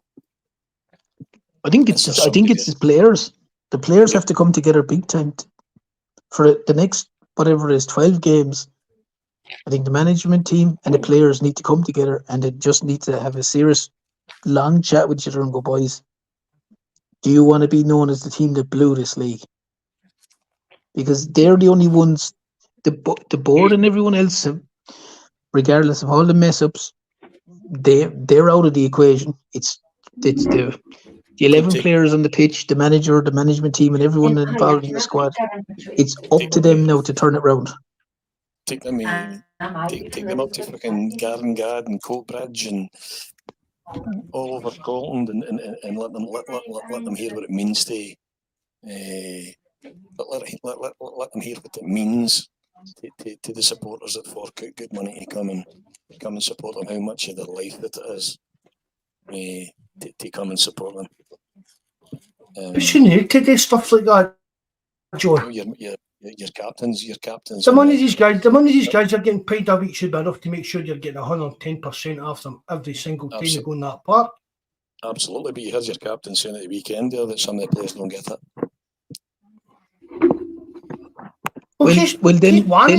Then those players don't need to be. Those players, sorry, Bark. Those players, then, John, in my opinion, need to be removed from the squad for the last 12 games. If a player doesn't get it, then good luck. I'd rather have. People might question their abilities, but I'd rather have a fighter like Anthony Ralston or a guy like Stephen Welch who knows what it means. People might question their technical ability and all the rest of it, but as I said to Mark last week, you're at a stage now where you're in the trenches and you need to turn left and right and say, "Can I trust this guy beside me? Is this guy willing to die beside me?" Because that's what That's what it's down to. You get in the trenches with me, eh? You get in the trenches with me, as you said the other week there. That's bang on. Yeah, and that's what it is. That's what it is. You want to be able to turn left and right and go, I want this guy beside me. I want this guy beside me. I don't want that guy. I don't want that guy. And this is where it comes as a squad, and the senior players like McGregor's captain, Joe Hart, obviously Taylor supposed to be good at a good speaker or whatever, and the manager and these guys, they need to just go, right, lads, this is on us. This is on us. We've 12 games. It's 12 cup finals. There's no excuses. None. That's the point I'm making, Tita. Who is that man? Who initiates that conversation with sufficient force to get that message across there? When I come on the night at first, as soon as on the post last night when the January's transfer window, that I hadn't been on for now because it's took me that long to get my head round about it when the January transfer window shut. But I thought there's no point even fucking discussing it anymore. I don't even have a point in discussing it at this moment in time. Mark Lowell's failure, why he's Daz back, whether Dermot Desmond's into it, all it matters. You've got 12 cup finals coming up. Yep. And we should be good enough. We should be good enough to win the league. Oh yeah, I know this. I know it probably would never be done, but I would have no issue with getting one of I don't know a good pass player to just come in. If guys are McGregor saying, well, fellas don't get it or whatever, I'd have no problem with a pass player coming in and doing it in private somewhere, wherever, and sitting down and just giving a few home truths and telling them what's at stake. And because these guys are obviously oblivious to the likes of yourself, the likes of Jerry, the likes of Wilchie, the likes of these boys that travel morning, noon, and night, and just hammer home to them, lads. As I said, as God rest his soul, Tommy Burns was always said, "You're playing for a people and a cause. Like, it's a lot bigger than just what some of these guys think that it's a paycheck at the end of the week or end of the month. Like, and I'd love to see if there was an ex-player like you've got to say Peter Scott Brown. I'm going to smash your windies. I'm getting the ferry. No, I was going to say like even a Peter Grant or someone. Someone like that. Should we need that? No, you shouldn't, Mark. But we're at the stage where you think you might. So basically, Cal McGregor's not doing his job as a captain. Yes, 100%. But he needs to be able to hammer it through. James Forrest needs to hammer it through. Guys that are John Kennedy's there donkey's years. He knows what it means. These guys need to be able to hammer it through. But I'm just using that as an example because I've often seen it before in slightly off the beaten track. I've seen it in where they've done it in rugby things, like the British and Irish Lions and stuff like that. Ex-captains and players come in and give motivation speeches before the big games. Like, I'm not saying you have to do it for every game, but there seems to be like no one's able to galvanize the group together for some reason. Why, I don't know. But listening to what McGregor had said, that some guys don't get it. How can a guy not get it playing for Celtic? Like, I see the talk. Get James McLean in. Get James McLean in. The talk at Barrowfield. I don't know if you saw. I tried to send it the other week there, and I couldn't. I don't know how to do it again to the forum, but that. Everybody remembers the iconic photograph of Billy McNeil leading the Lions out in Lisbon, but there's another one. If you ever get a chance to see it, I don't even know wherever you would get it, but there's one of John Hughes leading the players running between Celtic Park and Barrowfield. World class players, John Hughes. You see wee Jinky there. Just an incredible photograph. And there's a wifey standing there at the road with it. The crossroads where the London Road Tavern and that was, wasn't it, John? Aye, the headscarf on. I thought that crossroads where the London Road Tavern used to sit. Aye. Sometimes I think some. Good night, Bobby. Bobby, mod for God away. Good night, mate. Thanks very much, Bobby, for all your work tonight, bud. Appreciate it. Mind hit the like button, Bobby. It's sometimes I wish some of these players could even walk the walk that I walk for Carntine Station to Celtic Park, and to see some of the closes and some of the streets that some of the guys that are paying their wages are coming out of. And I just think, I know they shouldn't need that to know what's expected of them, but I'm not sure. I disagree with you in terms that somebody coming into the word in their shell like might not be a bad thing. So I'm saying who that man would be to put that across a Peter Grant, a Tommy Burns. Didn't he explain to Tommy Burns what it was all about? Yeah, exactly. And no one needs to know what happens. John Clark, the kit man in there, John. John's in that photograph as well. John's in we can that. on about bringing other guys in. We've got one of the Lions here, the new sitting there to tell them all what it's all about. Probably his. But I mean, are these players? That's what I mean, Mark. Someone like that. That's all I'm saying. Just someone like that. That's can kind of hammer home, lads. Do you have any idea how much this means to people? They clearly don't. A lot of them don't. Listen, they're not going. It's not going to do any harm because they're not going to be any worse than they are. Like, so I don't think that's even possible. Like, sometimes it surprises me how much it means to me. Sorry, Jeffy. Sometimes it annoys me how much it means to me. I watched that game on Saturday. I was waking up in the early hours of Sunday morning. I think, fuck me, man, I don't believe I just watched that. Before you know they're playing after you. Eh? It's you think I should be brighter than this, and you just it's just part of your DNA. Oh, There's listen, nothing you can do about it. I know. Listen, there's at times I have to, because of what I've gone through, not get excited anymore, and basically I might have to even turn it off because you're just going, right, you need to go for a walk or go away and play with the young fella. Turn off the match because I don't need to wind up back in hospital.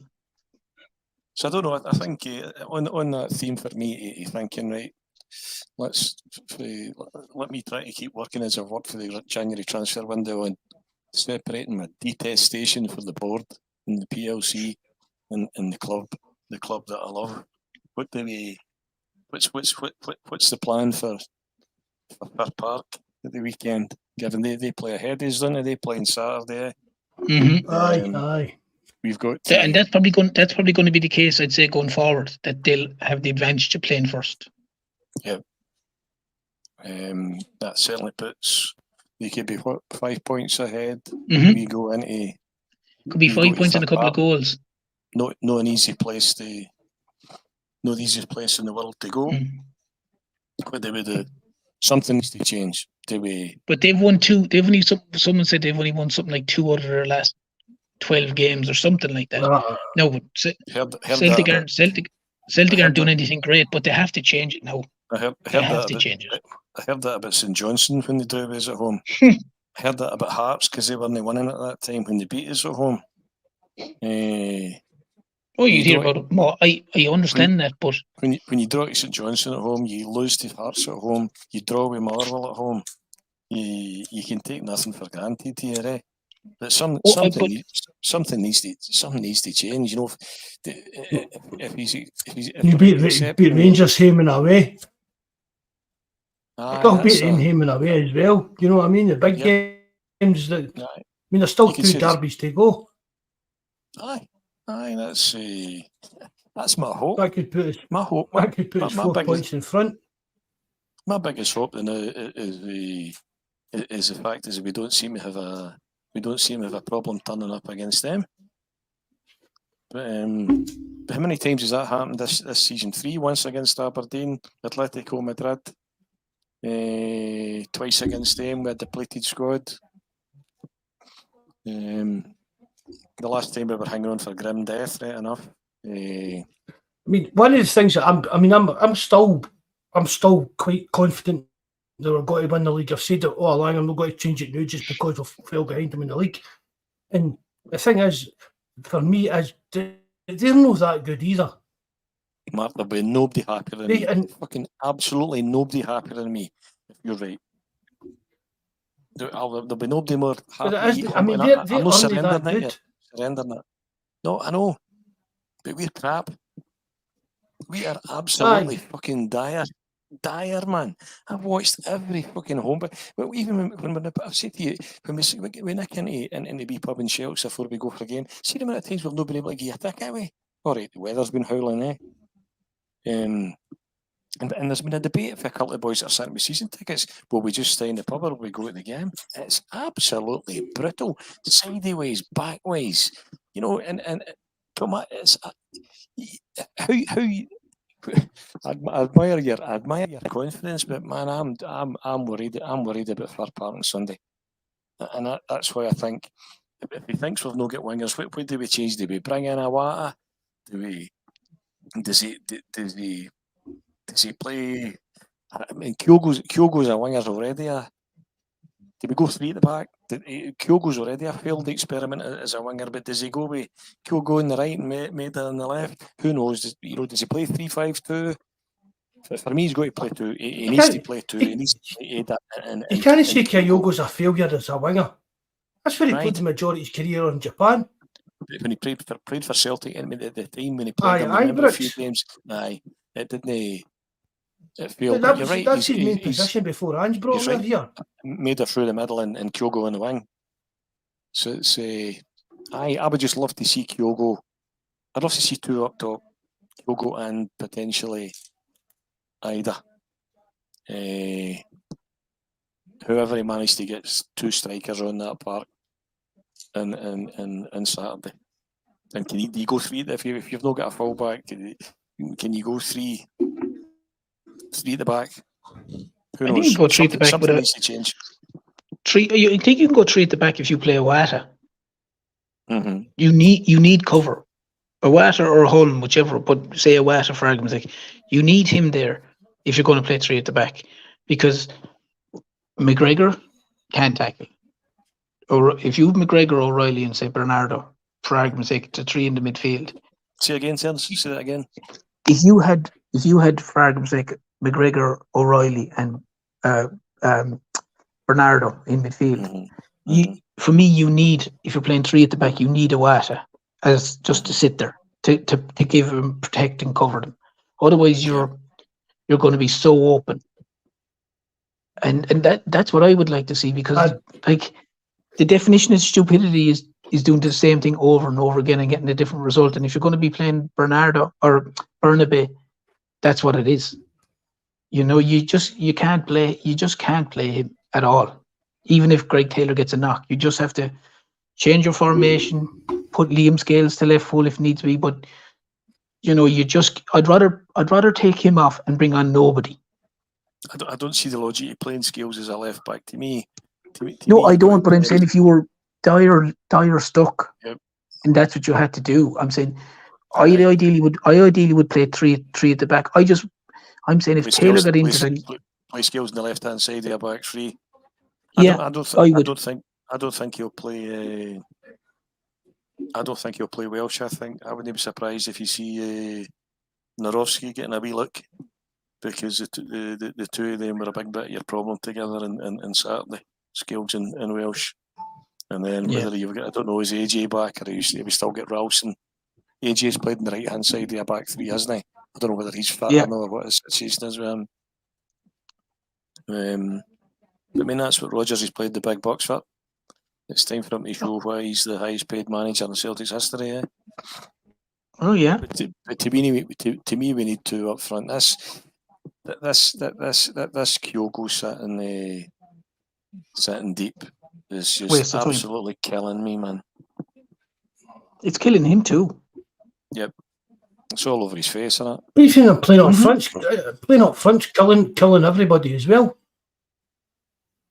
We're going on there about how poor Cal Mack's been this season, but Kyogo as well has just been as poor. Look at the 2 crackers he scored against them at Parkhead and at Ibrox as well.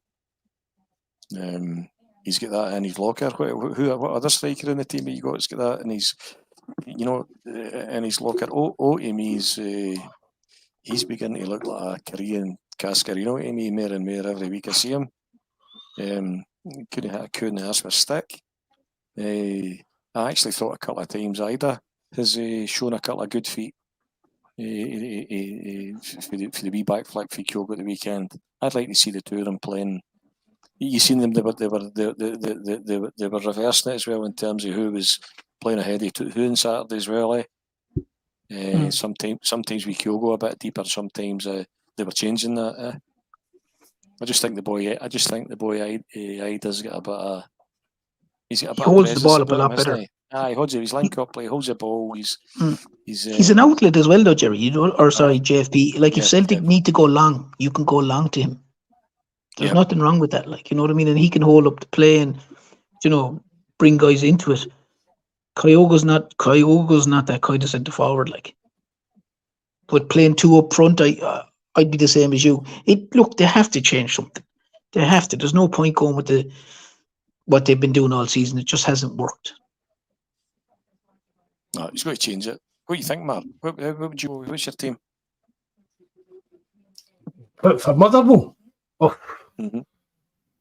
I'd go with Ralston, Borowski, Scales, Taylor. Yeah. And see, when you start getting into midfield, you start kind of trying to tweak your tactics to fit players and stuff like that in. But I mean, even sometimes during the game the other week, it looked as if they were playing a bit like a 4-1-4-1 kind of set up. So I mean, it's probably going to be again. He's went with this kind of, what is it, 4-3-2-1, 2-1-2, whatever it is. He'll probably go the same thing. It seems to be the new thing. That's Ida and Kyogo up front. They'll switch between the two of them. The wingers. Does it really, honest to God, really see the shape of going in the wing? Does it matter who I know plays? that's where everybody goes silent when you say, right, what wingers are you playing? You're like, what one of your 8 wingers are we playing? So fuck knows. I mean, play obviously, Palmer? Maeda's going to start. It's probably got to be Hunter.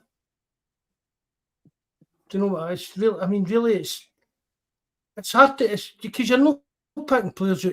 Oh, he's playing well, so we want to get him in, or he's doing this and that. But it's just the winger situation. That it's the final third. The final third altogether bothers me. Absolutely. The attacking, Absolutely, yeah. attacking, whatever you want to call it, dynamics of the team or whatever. That's where my problems lie with the Celtic team. Because it should be the attacking midfielder should be doing a lot more. The winger should be doing a lot more. And like your whether it's one solo striker, whether that's whoever, and if you get like playing the kind of 2 up front, the 1 at the 9 and the 10 rows or that. But even down to that, the 2 of them have still got to do better. That final third, Celtic, we've said that we passed the ball a bit, but keep the ball, do this, do that, and everything, the centre circle. But then we got up to that final third and there's nothing. There's nothing. It's just so predictable and passing it about. We get up in there and rather than close the ball or even try and get a corner out it, we'll pass the ball all the way back. With the winger to the left back into the middle and back out to the right and then back into the... It's absolute garbage. And for me, it's coming to the point for me that at some point, what you're saying, John, somebody's got to step up. There's got to be 1 or 2 players that step up and carry this team forward and show them that it matters. Show them what it means to play for Celtic. Get tore in and drag this team out of this kind of wee rut that we'll get stuck in. Yep. I mean, it's anybody's guess who you play wide. Would you even bother? Well, for me, your wingers are that bad. I would try to play with wingers. I'd be the same.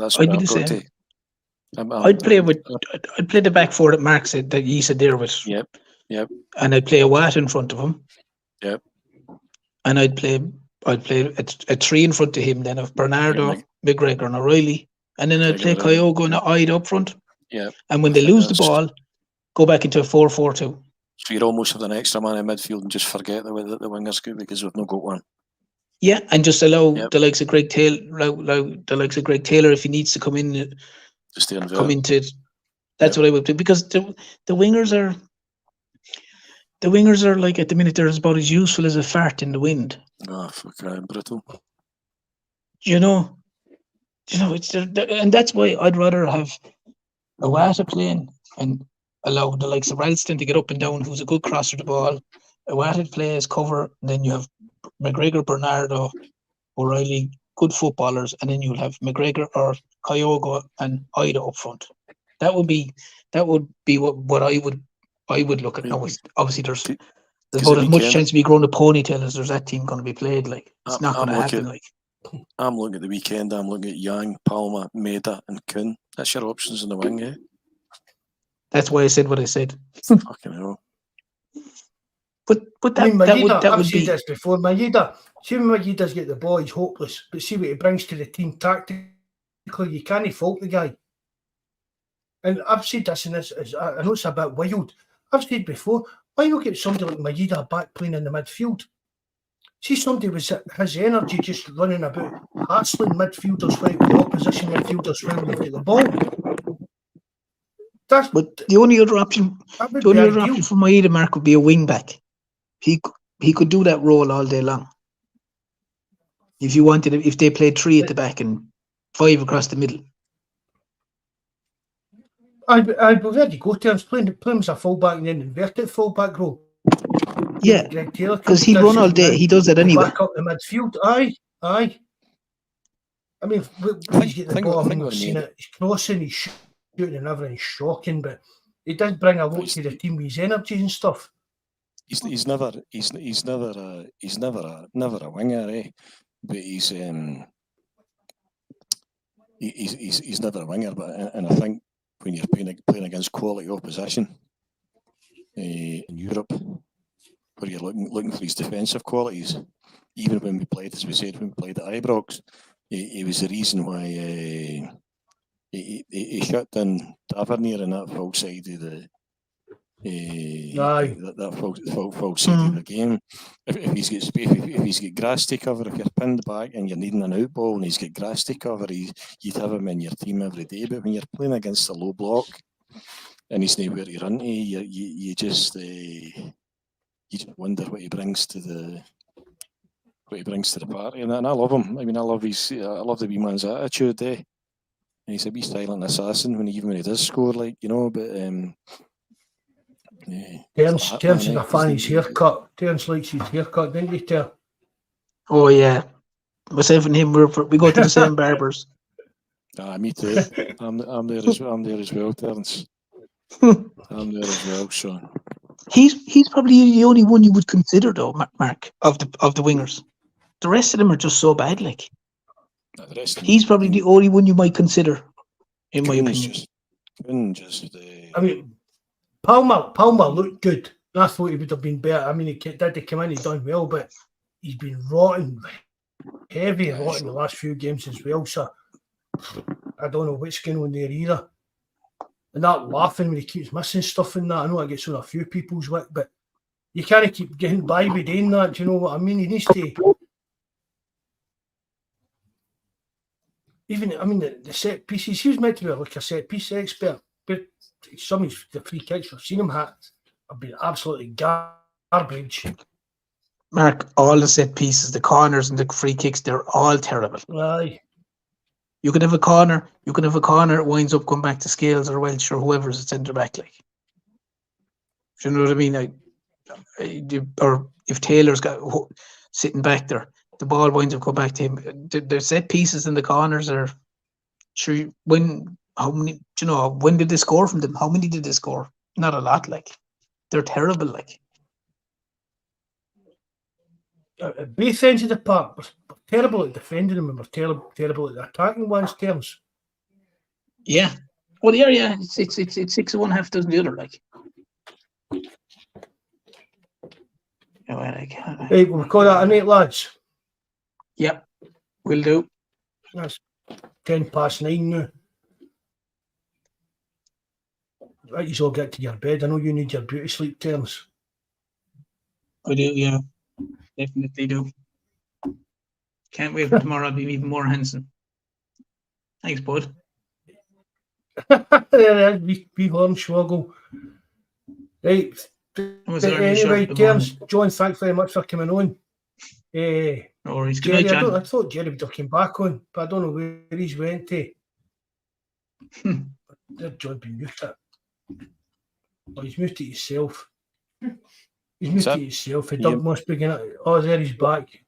I thought maybe the dog was going to proceed there, John. You muted your own mic. I was letting the wee man out there. It's fash time for me anyway. I'm just about to fry my fash. It's On a Thursday, you're a day early. I had fash last night. I fash tonight. I fash tomorrow night as well because I don't eat meat on a Friday. So that's 3 nights away fash. So I've got 12 piece smoked haddock tonight and 12 fash cakes for my wee pit and mean man that came and he comes on Wednesday. Since I'm just about that's delicious, eh? I have no idea. I can't even understand what he was saying there, to be honest. Not a clue. These guys up for kind of Pitt and Weem, up the kind of east coast of Fife, Terns. Right. So they're a wee fish fan. Okay. He goes all over Scotland. He's right down as far as the borders, and he comes here on a Wednesday night. But it's fash to him. It's their ferry is fash. Okay. So it's different language. You would need to It's like there's a boy, the boy I sit beside at Parkhead. He's from Peterhead, and I've sat beside him for about 20 years. I've no idea what he's saying. It's But I'd have no chance. oh, it's a different language, like It's I bet the wee guy for Peter, he's sitting saying to his wife the day, see that guy you're sitting next to Celtic Park, I'm not got a clue what he's saying. Every week he starts going about fast to me, I'm not got a clue what he's saying. That's right. Their turns talks about. You're talking about guys coming to see Celtic. He's away at. He leaves Parkhead at 5 o'clock. When the game finishes, if it finishes at 5 o'clock, you see they're no back up the road to. He's no back through his door again. He can 11 o'clock. You could just about nearly get back to Ireland as quickly. You know, it's a day daft o'clock in the morning to daft o'clock at night. To get down to Glasgow. I was the same. I was the same, John. I was only going for Hamilton to Glasgow and back. That was I was days going from Glasgow to Hamilton. Yeah. I think that's the one thing that, There's a wee near the back going. there's a wee bit of a lot of few people have been talking now about renewing tickets and whatever, but it's a whole social thing for me as well, eh?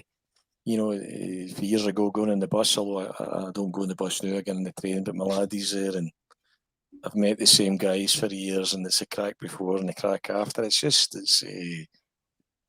I mean, I learned from the guys that ran on the bus. Guys had watched Celtic for years winning absolutely nothing, eh? It was just the whole experience, particularly the away days, that the football was almost incidental, eh? So it's just that so big a part of your life and your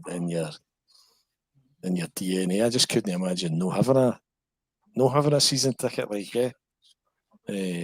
as much as so that's you. You're buying one next season. Well, as much as I don't see me no buying one. As much as it's gonna, as much as I said, I need to divorce love for my team and an absolute detestation for the PLC. Yeah. But even if you lost the league this season, over the summer you'll be you'll be like, we'll just renew them. Well, you remember what it was like during the because it's that emotional connection. 100%. I mean, I still remember my season ticket, ES1 section K seat 51 in the old South Stand. That's where my season ticket was, and again, I just gave up because of what happened with my leg and stuff like that. But I still miss that. I still miss having that ticket. Just even if I wanted to go, I could have went. Do you know what I mean? At the time, it probably came down to money at the time, kind of thing. But it was. I still miss having the ticket and being able to just go to the game whenever I want to go. I think where it hit home to you as well was during the word that shall not be named when we couldn't go to football. That madness that we had a few years ago, eh? Yeah. You're thinking, Sunday telling you can't go in. What do you mean? What do you mean there's no Celtic, eh?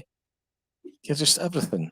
I couldn't do anything. I couldn't go to work, couldn't go to chapel, couldn't go to the game. And I had left. It was. It's just such a. And the age I'm at as well, I just wouldn't like. I've had a season ticket that long. I just don't see me no renewing it. I can see me just having to hold my nose and renew. I can't see me no renewing it. Or somebody else is just going to steal it. I'll buy it, John. Yeah, you would I'll buy it. I know all these. Pay you like a Provi, £5 a week, pay a week, miss a week. Paid the couch for a week. Do you still get Provi checks? Do you still get the Provi? I don't know. How the fuck would I know that, you cheeky cunt? Used to be a wee. Oh, you've hurt my feelings with that, John, man. The street we grew up in, there was a woman known as Provi, the man. We'd a Provi woman. a Provi woman. Something else. So the other home, mad ones, the things that you saved up for Christmas and stuff. Man, you give the woman money every week, and then at Christmas you get vouchers and stuff like that. Mm-hmm. I can't even mean to it it was like my nod-shine Christmas vouchers and you paid up every week. And that.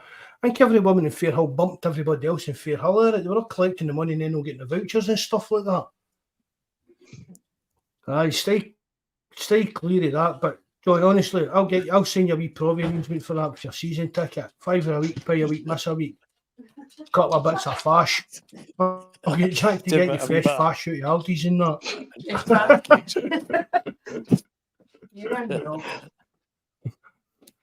Right, we'll wind that up. Is that all right, lads? Aye. Yeah, no worries. Right, so let's see. Let's hope that we're reconvening after the Motherwell game with a bit of positivity, and somebody can get a hold of this team and give them all a shake, let them know what it means.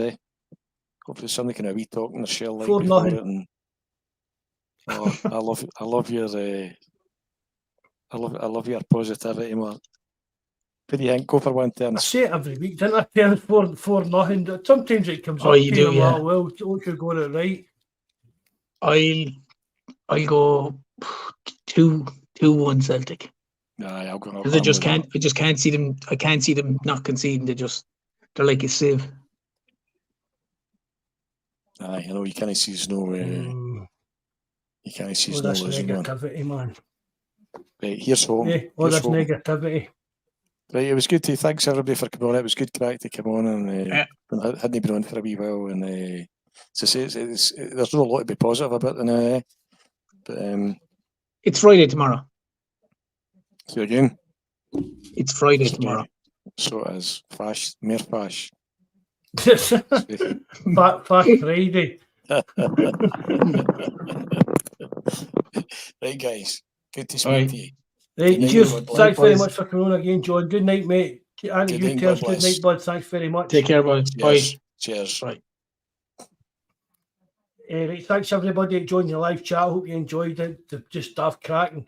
Finding that stuff at the start of it, I found it here. I can only apologise. It was going a bit Pete Tong, and it got to that point. I just cut it short, so I'm sorry about that. But hope you still enjoyed it. With a wee bit of a laugh and a joke, talking about a nonsense, and cheered you up a bit. Mind if you know how to leave a comment and hit the like button. And honestly, everybody come here and join the forum. Go on the forum, celticrumours.co.uk. All the new names in the live chat. Feed the bear. I've been trying to get a word in edge with these two gabbing bitches I was talking to, mates. Thanks very much for coming in, pal. Really enjoyed seeing you in it tonight. All the rest of these. So just to finish it off, hail, good night, and God bless.